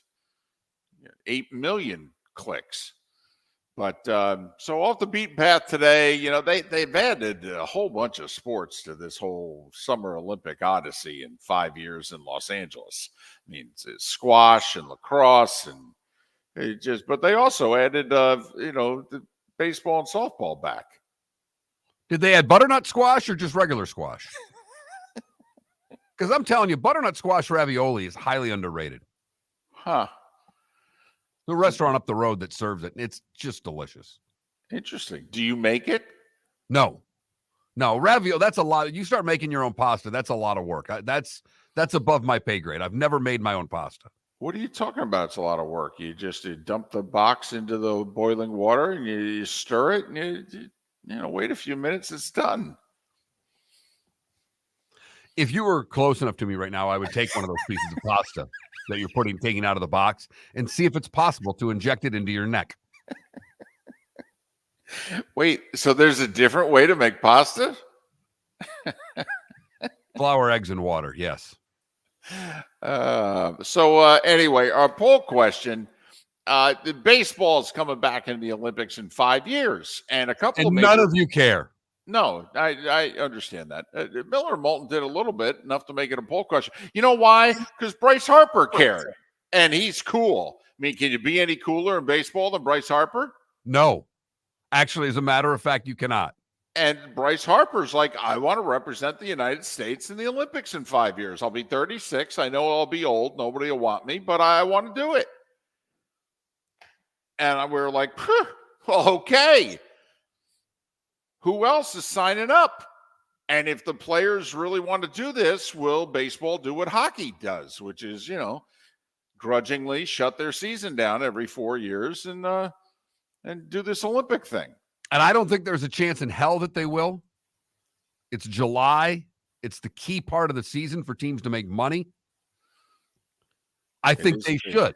I do think they should, or at least consider letting their Olympic players play. But I don't see baseball owners having much sympathy for the Olympics. Well, no, I don't think they have any sympathy for the Olympics. I think they look out for themselves. And once again, then we debate the question. Listen, you and I are hockey guys.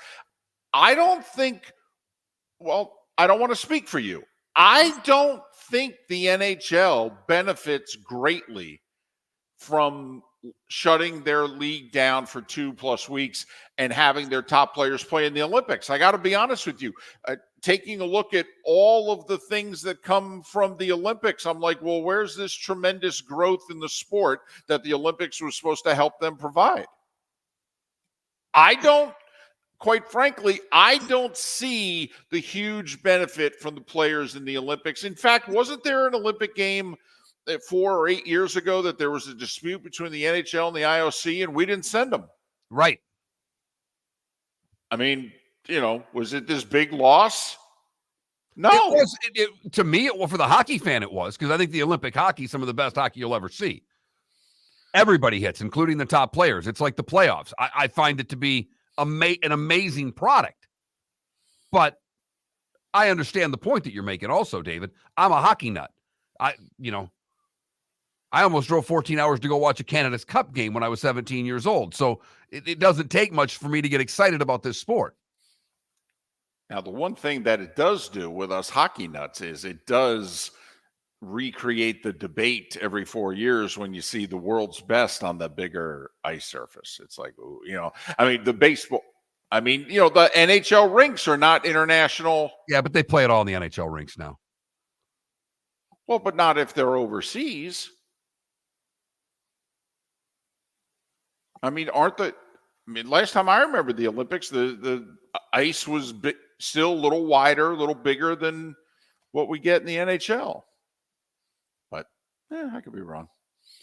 Then again, maybe that's the last time I watched Olympic hockey. See? It's not even doing it for me. And I think I qualify as a puckhead. Man, this head, I was a goalie. I took a few pucks to the head. More of a soccer ball head, but I see your point. I mean, very round. I had a mask. It was a very Jerry Cheevers-like mask, okay, where it was, flat on the face. They didn't have what they have now, the big helmets and the cages and what have you. I mean, you just kind of put a quarter inch of hard plastic over your face and hope that, your nose wasn't broken too badly when you get hit. How good was David Moulton, the hockey goalie? Pretty good. Not great. Pretty good.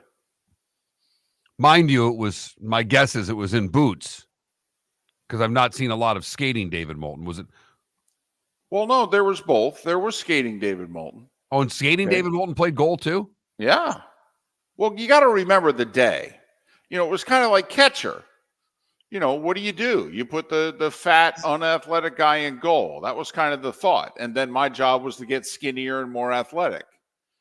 Okay. And also, Mark, think about it. When you're younger, if you're fat, you're taking up more of the net. I mean, no offense, the guy coming down the left wing, is not exactly Ovechkin. I mean, in the Roselle Park 2 a.m. hockey game that I'm playing in, I mean, that's not Yari Curry that I was facing. There was no Gretzky or Crosby setting up, Anderchuk on the wing. I mean, there was no Stammer. There was always one guy occasionally. Every now and then, like 3 weeks would go by, we'd play a game and it'd be like, holy blank, that guy could shoot. Who is he? It'd be like the Little League baseball pitcher. You sure you're 12? It's like, hey, you sure you should be playing? But also, Mark, think about it. That was pre-Butterfly, really. I mean, only Tony Esposito did the butter. None of us. So, I never, please now with the Butterfly, that's constantly up and down. You got to have good hips and, forget it. Okay. That was the big stand-up guys, double stack the pads, flop around, big stand-up goalie. Oh, yeah. You've seen me go after foul balls. You've seen me dance. I will tell anyone, first 3 steps, he's quit. Totally. After that, there's not much there. Exactly. That's why, initial save, I'm really good. And then I was fat, covered up, so they couldn't lift the rebounds. David's like a bull rider. He's got 8 seconds in him tops. That's it. Totally. Absolutely. Now, nowadays, constantly up, down, up, down. Forget it. I'd be toast. Back in the day, though, also, I was big for my size. I wasn't overly tall, but I was big. And so, the top corners weren't necessarily as exposed with me in the nets. I see. Thanks for that question, Philly. I don't know how we'd ever gotten through the show without knowing David's expertise at rec league goaltender. I just can't get the image of him basically covering up the entire goal with all. Well, I didn't cover up the entire goal. Remember what we're talking about here. I just covered up more of the goal. I'm telling you, Felipe. More than others, more than most. Felipe, we put fat people. This is how asinine Okay, the coaching and the philosophy was 40 and 45 years ago. Okay, hey, where do we put the fat guy? Oh, I don't know. I mean, not the two places where you actually need a lot of athleticism, catching and goaltending. No, we'll put him behind the plate and in the goal. Yeah, that's what we'll do. What a concept. Yeah, and that was called coaching back then. Moulton, you're the fattest guy on the team. Put the pads on. Oh, okay. That makes sense. Don't put me on wing and stash me in front of the net. No. It's like the tall kid on the basketball team. Don't have me be the stay-at-home defenseman and clear the front of the net. No. Put me in the net. Why, sure, of course. Makes sense. I always find it when the tall kid on like a peewee basketball team ends up becoming a guard. They play him at center because he's tall, but then I'm actually a point guard, coach. Or he's tall at 12 and doesn't grow anymore. Okay. And then he's a guard at 16. There you go. But anyway, so that was our Olympic baseball discussion, and then we turned it into a poll question, and none of you seem to care. Except Bryce Harper cares. I think he voted. Okay, that's it. But I don't know what he voted for. Probably Right. to shut down the season. Right, because we have 2 yes options and we have 1 no option. That's our poll question. That Mark Miller, the David Moulton. There you go. So, hey, I'm not going to do it. I'm not going to do it. But I'm just going to point out there's only 7 winning teams in the AFC and 6 in the NFC. That's all I'm going to say. I'm not going to do the who's in, who's out. I'm just pointing out that we got a lot of losing teams. We also have a lot of 3-3 teams. A lot. How many in each conference again? 7 winning teams in the AFC. So we know who the playoff teams are in the AFC. They're all Right. set. Everybody that's over 500's in. Right. 6 winning teams in the NFC, and that's 2, 3, and 2 teams. Also Seattle and Tampa Bay, and Tampa obviously division champ. And there's like 5 teams that are 3-3 or something like that in the NFC. And my understanding is the Rams win the tiebreaker right now, so they'd be in. But so there you go. That's the line of demarcation right now in the NFL. We're 6 games in. Some teams have played 5, and we only have 13 winning teams. Those 3-3 teams in the AFC, by the way, are the Raiders, the Texans, the Colts, and the Jets. So they're all out right now. They're all out. But they're close. But do you have faith in any of them? That's why the Jets are still a contender for a playoff spot. I don't think they're a contender. But when you look at who the 3-3 teams are, most of those teams, I'm not giving much of a chance. Well, best defense in the league. I definitely think they're a playoff contender. They're not a contender with that quarterback. If you had the best defense in the NFL and you had a chance to upgrade the quarterback position, why wouldn't you do it? Are they still in this myth that Rodgers could come back? I don't know. Miller and Moulton. It's the Diamond District Bonus Hour right here on the Florida Sports Network. Visit Jason and Todd at the Diamond District. When choosing something of high value and personal significance, such as a diamond, you want to shop with the best, and the mall is not the place to be. Here are my friends, Jason and Todd, with the Diamond District. Take a stroll in the mall, pop into a few joy stores, and you'll soon discover you're in the wrong place. Rings begin to look all alike. You're not finding GIA certified diamonds. You quickly realize you know more than a salesperson helping you, and all the same financing gets pushed on you. Visit Jason and me, and you'll find America's top bridal designers dealing exclusively with the Diamond District. You'll find the largest selection of GIA certified diamonds, all priced 8 to 10% over cost. You'll find educated sales consultants who have many years' experience and are not paid commissions. And you'll find Todd and me in the store nearly every day, wanting to shake your hand and welcome you to our Diamond District family. Visit Jason and Todd at the Diamond District. Hello, friends and family of Southwest Florida. Are you looking to tap into the electric vehicle market? Well, look no further, because we here at Southwest Florida Golf Carts have just what you need. E-bikes, golf carts, LSVs, scooters, and more. Come down and talk with one of our experienced sales reps, have a soda and a smile, and you could be cruising the streets in your new EV today. Stop by the store or visit our website at flgolfcarts.com and enter for a chance to win $100 off your next purchase by answering John's monthly sports question. The law firm of Michael F. Hornung has successfully represented the citizens of Southwest Florida for over 30 years. As a former prosecutor, the information I know is information you need to know. If you've been arrested for a DUI, a criminal matter, or involved in an auto accident, call the law firm of Michael F. Hornung. I'm a local attorney with local knowledge to assist you through the process. For a free consultation, call 239-437-0095. That's 239-437-0095. Offices in Fort Worth. You are listening to Miller and Moulton on the Florida Sports Network.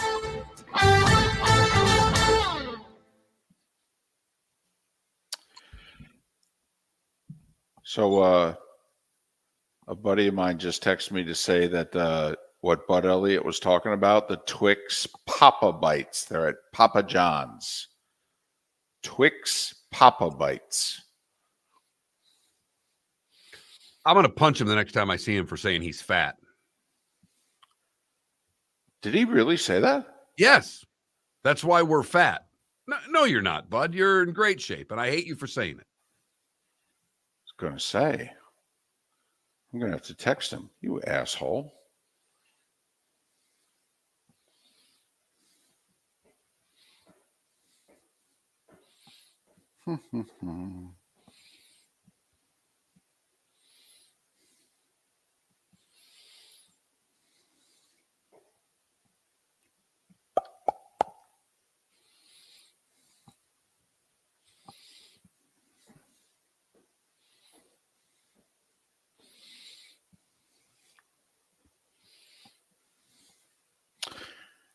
Get my life back today, guys.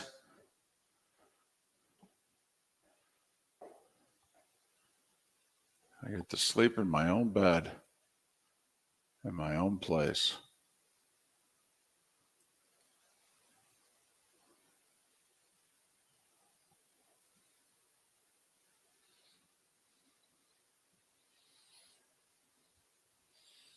Been a while.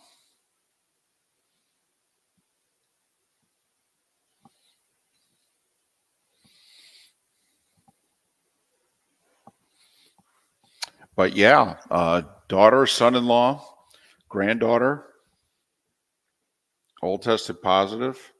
Granddaughter had a fever for 2 days. Son-in-law is actually not doing that well. He's 31.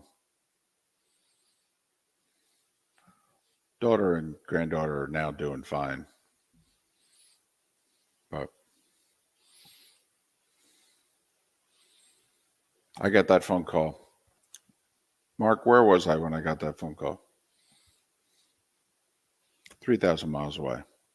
I mean, I don't want to say out loud, what do you want me to do? What is there to do? I don't know. Fluids, try to eat, rest, hang out for a few days. Things get bad, go to the ER. Well, then Canada Relief, that I'll definitely have it because I'm having a big Thanksgiving gathering. I am sick and tired of people telling me why I can't gather. Oh, God, we're having... Surefire way of getting it. Well, then I'm surefire going to get it. We're having, by the way, all of a sudden, Thanksgiving's at the Moultons. We're having 12 people over. You have a condo. I know. We have a dining room table for 6. That's all right. I do this thing every year on Christmas Eve. It's the Feast of the Seven Fishes. It's an Italian thing. And there are certain things you're supposed to eat, but I've switched it to doing what I want, the 7 fishes I want. Good. So my mother-in-law loves it. I was going to do it at her house on the 23rd because the 24th we're going to be at my brother-in-law's. Right. The brother-in-law and sister-in-law said, that sounds like a great idea. Why doesn't Mark just do it here on Christmas Eve?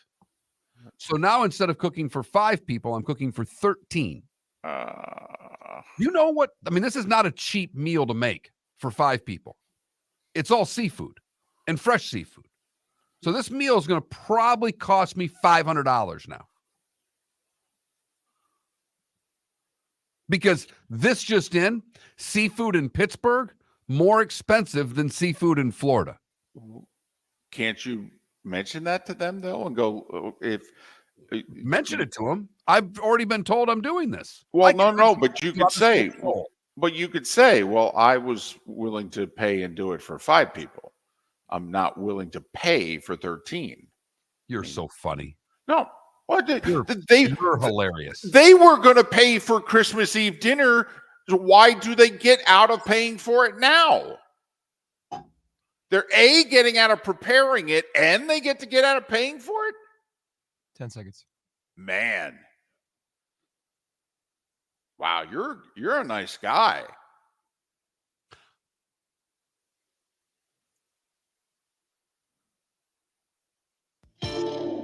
Sure. Welcome to the bonus hour, brought to you by Jason and Todd at the Diamond District.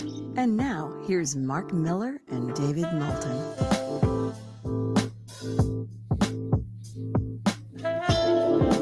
21 minutes into the Diamond District bonus hour. Miller and Moulton. 6 to 9 a.m.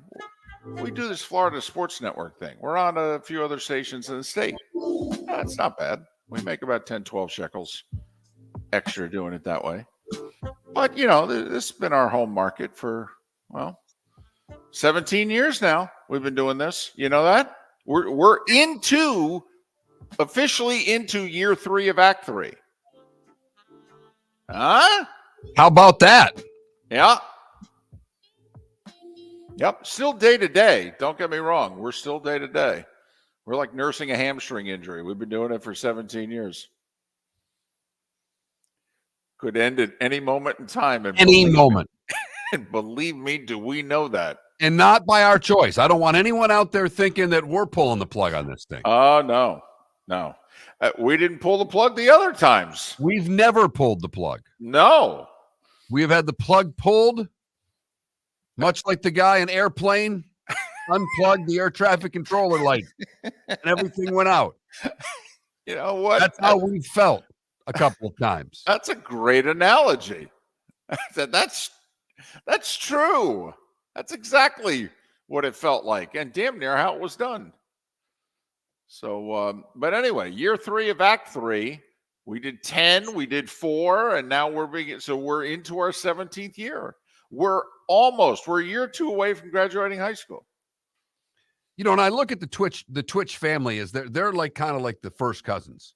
The rest of you are distant cousins. You can text in at 21,000. We see you out and about. Our listenership's just an extended family. But I have found that the Twitch audience now knows us well enough that when we're discussing personal things, they chime in and are reasonably accurate as to their reasons why. I don't know if I like that or not. Okay. You know, not to say we let any personal information out during the commercial breaks. We let it all out during the commercial breaks. All out. Okay. Not that we're that interesting, but if you find us interesting, it's another reason. Twitch.tv/Miller and Moulton, because there's not a damn thing you can't find out about us during a commercial break. Let me tell you. All right. This may come off as a bad sports fan, but David, the college football season, we had the great week 3 or 4 there with all the games going on. Right. This weekend's decent, but there have not been a lot of really good college football weekends out there. I know they're starting, and I know we're getting to the point where we're going to get them, and we're going to get elimination games. But we have one. We have one on Saturday. We've got Penn State and Ohio State. The rest of the schedule, Duke and Florida State's the next best game. And I'm not joking when I say that. Well, okay, Duke, Florida State's a battle of 2 ranked teams. Penn State, Ohio State's 2 ranked teams. Alabama, Tennessee's 2 ranked teams. Utah, USC is 2 ranked teams. I mean, I think it's because of the 14 playoff. I think the 12-team playoff would help the fan because, okay, USC and Utah are 2 ranked teams. USC's not going to the playoff. Why not? Seriously, why not? They didn't lose a Pac-12 game, you know. I know. They post a 12-1 record, having gone undefeated in the Pac-12. Quick sidebar, rank the conferences right now. And I'm being brutally serious when I ask you, this actually should be our poll question tomorrow. Better, look at that.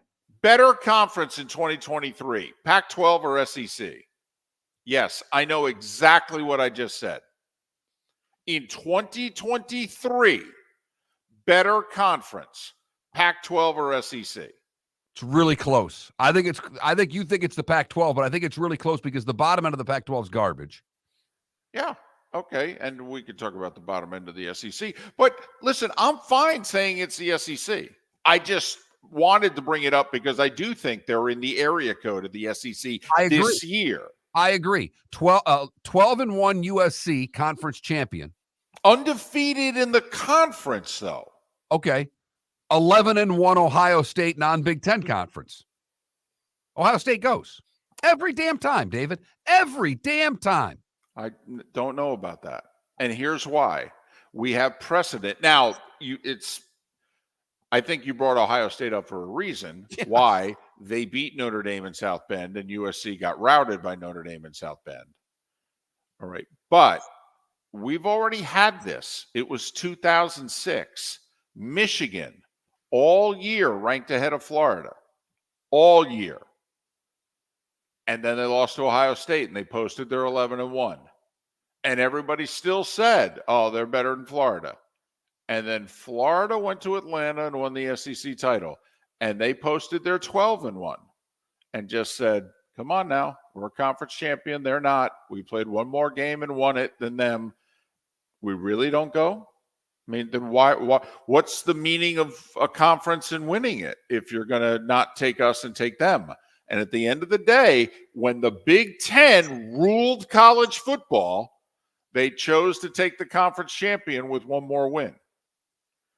I'm just saying. Plus, what's their name? USC. Well, I also put it against the biggest brand in the business, too. You did. Their name's USC. It's not Ohio State.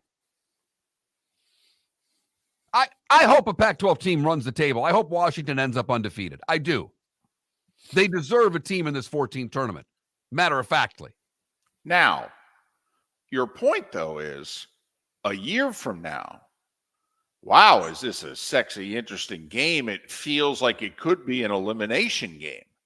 The one team is still very much alive for a playoff, and the other team could be hard. You know, win out maybe, but I don't know. You could be out. You know, just like Tennessee, Alabama, to be honest with you. Is Tennessee still next year, a year from now? Can Tennessee lose at Alabama, say it's a good game, but then play their way back into the playoff with a win against Georgia in a month? Doesn't get them to Atlanta. That's all. I just think this is the year, of all years to have a 12-team playoff, this is the damn year. It would be amazing this year. Because as you pointed out, and we've pointed out now for a few weeks, there doesn't at this point appear to be a great. There's some really good. And there's a lot of above average. Now, I will say, if Michigan and Michigan's going to end up, or whoever is going to end up playing Iowa. In fact, Iowa could be 11-1 in the Big Ten title game. And the one was 74 yards of offense or whatever it was at Penn State in an embarrassing loss. Hey, I have a quick sidebar question. So if the offensive coordinator doesn't average his 25 points a game, but they go to the Big Ten title game at 11-1, is he still fired? I mean, what is the point of this after all? Is it not winning? I mean, well, so I know you went 11-1. Went to the Big Ten title game. We haven't done that very often. Congratulations. Great season. You're fired. Why? You only averaged 23 points a game. You need to average 25. Wait, what? And they're not going to average 25 points a game. No, they're not. So I do think I'm so now rooting for this, by the way. Since Iowa's beaten was hell, run the damn table. Be 11-1, averaging 22 points a game. They'll be favored in every game the rest of the way. You're damn right they are. Minnesota, Northwestern at Wrigley, Rutgers, Illinois, and at Nebraska. Yeah, absolutely. The Nebraska game's the day after Thanksgiving too. That's on CBS. The nation will get to see a just glorious 16-10 game. You really think it'll get to 16-10, huh? I do. There'll be a turnover. There'll be a turnover or a special team score. Yeah. But you're right. This would be, man. And the ratings are up. More people are watching college football than they have in a long time. But man, this year with a 12-team playoff, they might even talk about it on ESPN's Talking Head shows. Visit Jason and Todd at the Diamond District. When choosing something of high value and personal significance, such as a diamond, you want to make sure you're shopping with the best. And the best when it comes to GIA certified diamonds and diamond jewelry is not online. It's not in the malls. And it's not with any of the new pop-up jewelry stores trying to make a go of it here in Southwest Florida. The best place to buy diamonds is with my friends Jason and Todd at the Diamond District, who have made Southwest Florida their home for over 20 years now. The largest selection of GIA certified diamonds is with the Diamond District. The only place you'll find diamonds 8 to 10% over cost is with the Diamond District. America's top bridal designers have chosen the Diamond District to represent their engagement rings exclusively in Southwest Florida. Simply put, the best selection, experience, and best prices are with Jason and Todd at the Diamond District. Visit Jason and Todd at the Diamond District. Located on the East Trail, locally owned Naples Tiki Bar and Grill is an outdoor eatery next to the Hitching Post Shopping Center. Island-inspired food with a true tiki theme. The best place in Naples to enjoy the beautiful weather in Southwest Florida. The Naples Tiki Bar and Grill offers a great menu for dine-in or takeout. Enjoy our famous pulled pork, huge burgers, and tiki bar cocktails. Don't miss happy hour every day from 3 to 6 and live music 7 days a week. See you soon at the Naples Tiki Bar and Grill, 11498 Tamiami Trail East. Hello, friends and family of Southwest Florida. Are you looking to tap into the electric vehicle market? Well, look no further because we here at Southwest Florida Golf Carts have just what you need. E-bikes, golf carts, LSVs, scooters, and more. Come down and talk with one of our experienced sales reps, have a soda and a smile, and you could be cruising the streets in your new EV today. Stop by the store or visit our website at flgolfcarts.com and enter for a chance to win $100 off your next purchase by answering John's monthly sports question. You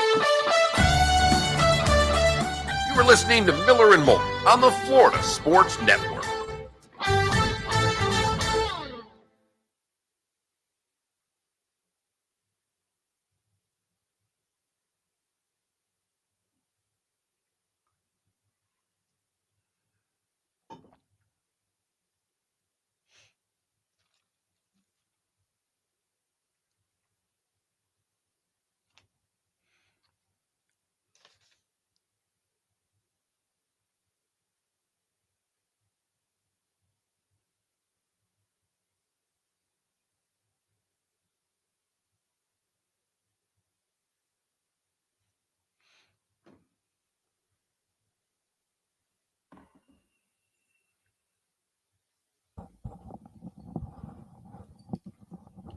So now they have, now that they've had cops at schools for a while, they're starting a junior cadet program.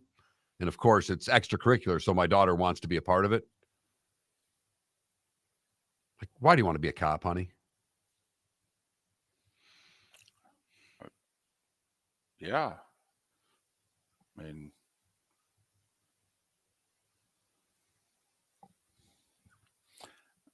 have you told her that you got to cut your hair?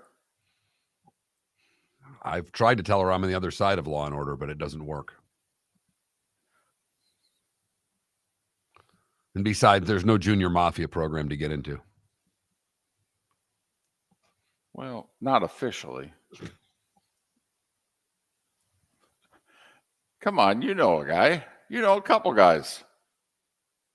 There's got to be somebody in that development, by the way, masquerading as a respected member of society who could take your daughter witness protection program, right? Who could take your daughter down a certain path? I mean, come on now.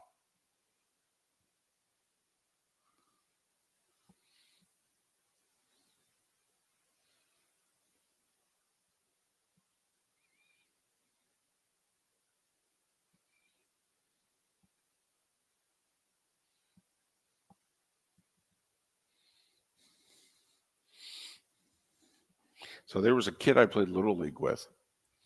And then whatever the league is after Little League. Played baseball with him for years. Chris Matthews. Doesn't sound like a mob family, right? And so I would only, hang out. We didn't go to school together. We only ended up on the same teams together. And because he lived in a different section of town, but we joined the same league. And so for 8 months out of the year, I never saw him. But for the 3-4 months that I did, they were the big Italian family. Okay, and they invited, everybody over, and it was a mob family, and it was constantly swimming in his house, and there was food everywhere all the time, the whole deal. And for those 3 months, it was amazing. It was right out of Goodfellas. I mean, it was just fantastic. And then like Labor Day weekend, it was like, well, see you next summer. No. Scott and Rob. That's who I stole the canoe with. Rob pulled the car up. Scott and I walked out with the canoe on our shoulders. Bought a pair of shoelaces. Took the sticker. They put stickers on everything. Do you want a bag? Yes. And we want a sticker. And then took the sticker, ripped the bag off the sticker, put the sticker on the side of the canoe. That's purchase right there. Got the sticker. So the canoe cost us like $3.99. God, I was only guilty of taking like 6 baseball card packs to the back of the grocery store and fiddling through them to get the ones I wanted and put them all in one pack. I must have stole hundreds of Thriller cassettes from the 2 record places in 2 malls near me and sold them all at high school for $5 a cassette. It was like I had a drug habit or something, and I didn't.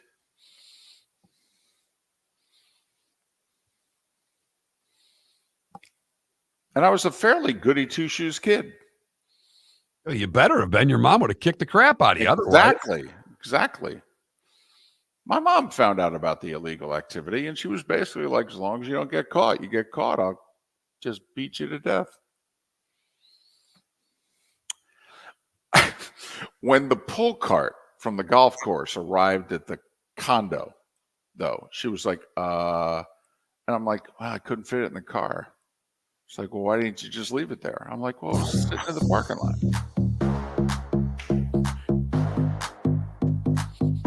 Welcome to the bonus hour, brought to you by Jason and Todd at the Diamond District. And now, here's Mark Miller and David Moulton. Fast-paced show today. Good show. You missed any of it? David Bierman in the 7 o'clock hour from Pro Football Network. Seth Everett, Bud Elliott. Our normal 8 o'clock hour on a hump day. Some fun conversation. Alternative sports in the Olympics early in the show. And, just kicking a few things around later in the show. It's a good show. If you missed any of it, go to FloridaSportsNetwork.com and download what you missed. It wasn't half bad. If we do say so. Right. Well, scale of 1 to 10, I did a 5.5, 6 today. I think we crossed the Mendoza line. Come on now. We did a little better than that. 6.5, 7? I think so. Okay. All right. Good. Good to know.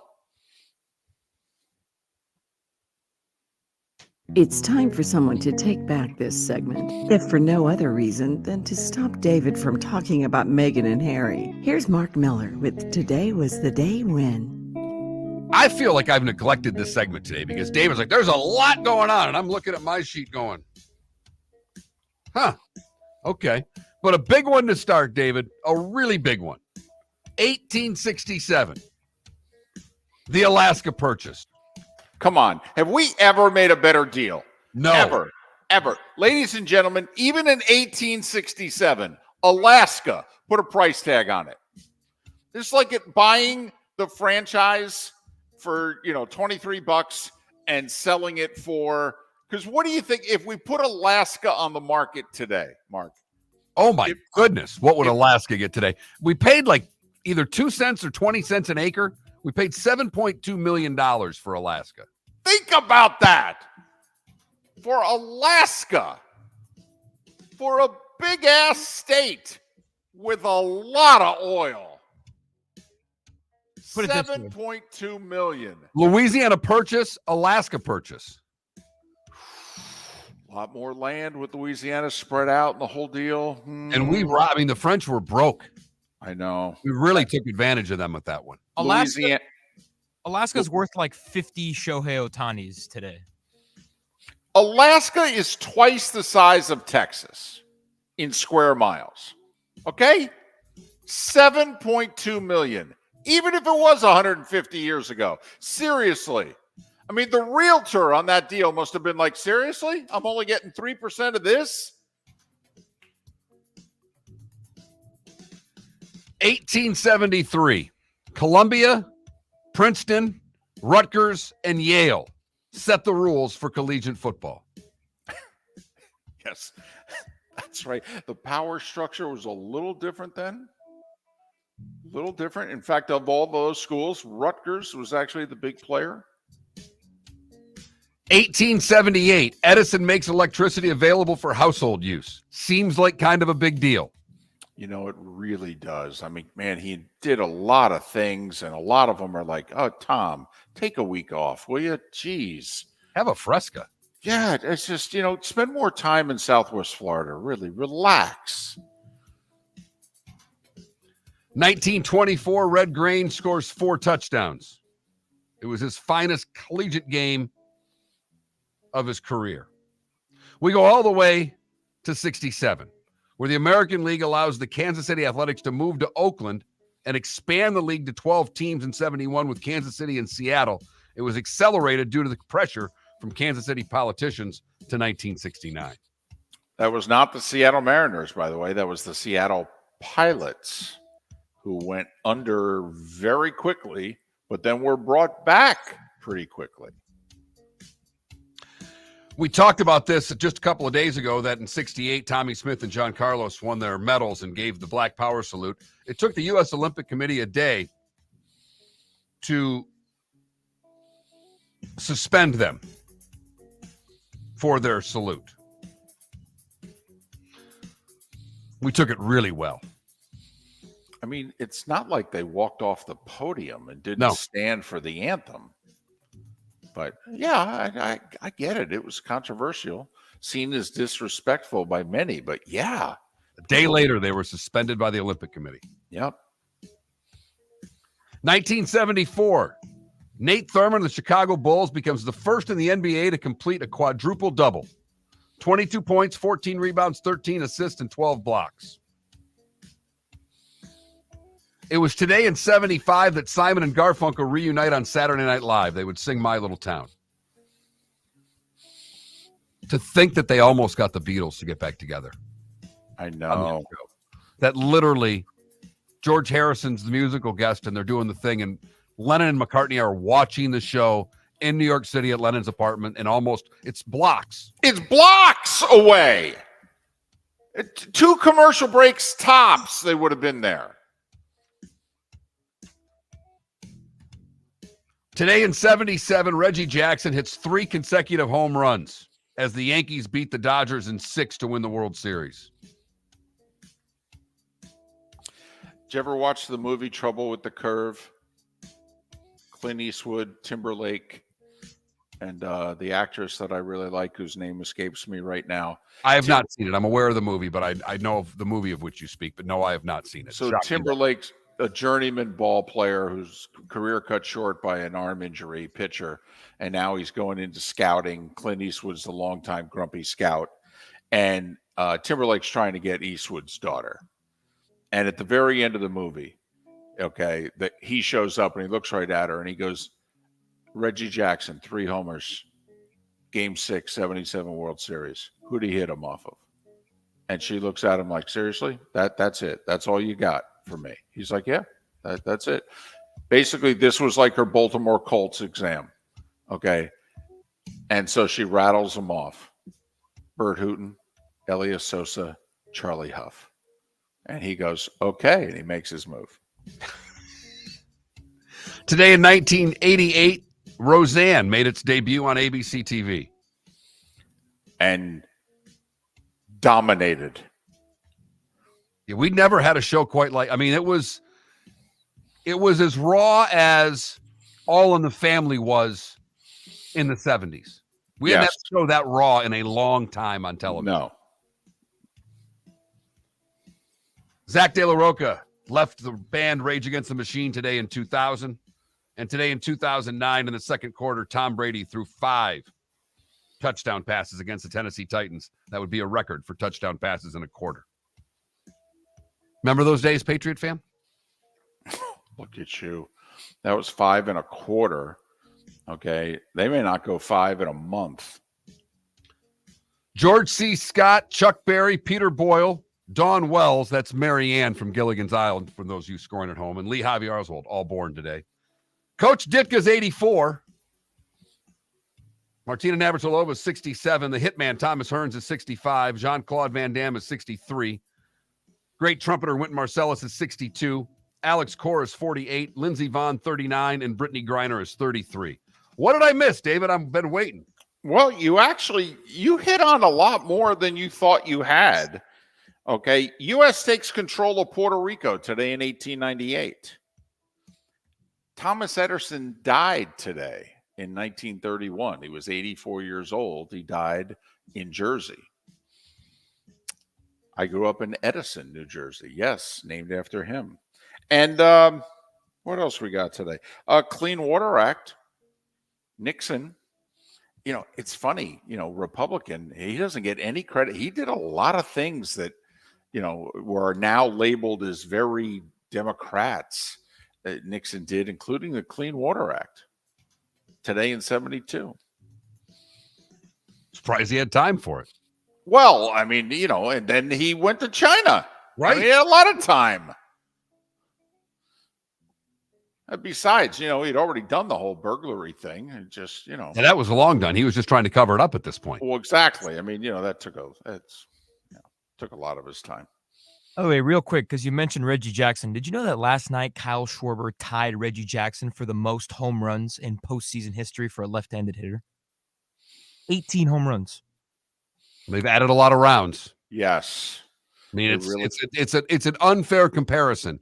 True. To start putting when you're playing a wild card round, 2 division rounds. Then a division series. I mean, Reggie only played, actually, Reggie's career began that you won the pennant, you went to the World Series. But Reggie played in the first LCSs in the American League, 71 through 75.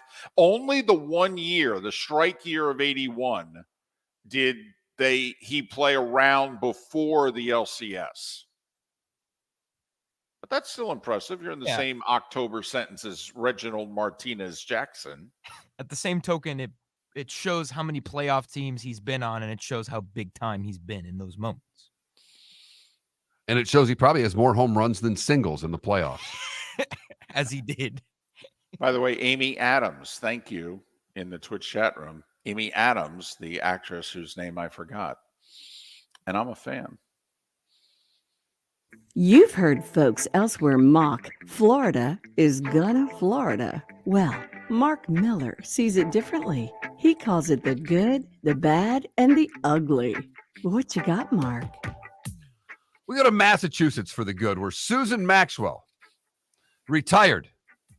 And that's good enough. But she retired on October 1st, and we found out why on October 6th, because that's when she hit a $1 million prize scratch-off lottery ticket.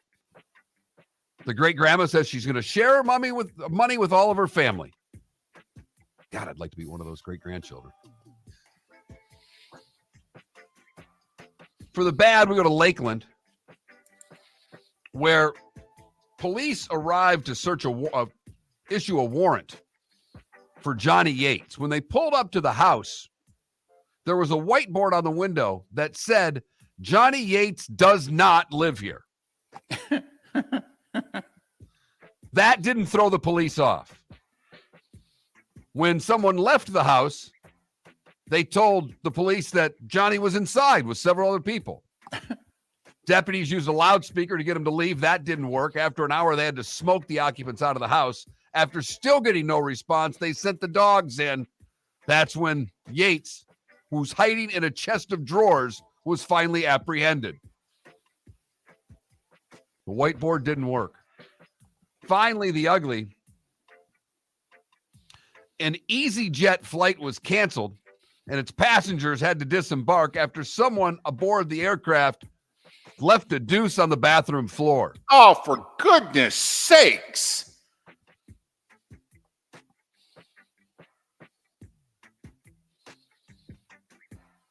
Those who made it on board had to wait for more than an hour while bags were offloaded. The EasyJet passengers finally got to London after a delay. No word on who dropped the deuce. That suspect still at large. Oh! That is the good, the bad, and the ugly on today, October the 18th, 2023. At large, huh? Mm-hmm. Okay. Game 3, American League Championship Series. Texas up to Spit. And I believe it is on FS1 at 8 o'clock. It is. FS1 for the baseball tonight. Texas with Scherzer on the hill, a slight favorite. I would go the other way. For what that's worth, Scherzer hasn't pitched in 6 weeks. I think it's a big ask. I don't think he'll go as deep as the last 2 starters have gone. They both pitched 6+, and it'll tax Texas bullpen more. And I know they've been good lately, but they've also had moments this year where they falter. We do have football tonight, though. College football. FIU and Sam Houston State. Now, this is a fascinating game, 7 o'clock CBS Sports Network, because Sam Houston State is winless, and they're a 5-point favorite. FIU's quarterback got hurt late last week. Winless, Mark, and they're a 5-point favorite at home, 7 o'clock CBS Sports Network. I'll have to wait to see the result after the conclusion of the game, because I can assure you that there is no chance in hell of me turning any portion of this game on. I got to bet FIU. Come on, really? A winless team's going to cover 5? Don't do it, David. Don't do it. Well, They stink. I can't. I understand, but can they stink worse than Sam Houston State? New Mexico State, by the way, a 3-point favorite at UTEP. That game's ESPN2, 9 o'clock. Hey, I didn't say they were good college football games. I just said we had college football. Hockey tonight, 7:30 TNT. Mark's Wings hosting the Sid and the Penguins. That sounds interesting to me. And for Felipe, the Heat in action in preseason NBA basketball against the Brooklyn Nets. Oh, we're counting the days. It's the Florida Sports Network. What do you want out of me? It's the local hour. You mentioned NBA preseason. What the hell? My goodness. Season starts Tuesday. Miller and Moulton. We have a great lineup tomorrow. I don't have enough time to tell you who it is, though. Yeah. Hi. Excuse me. Hey, go on.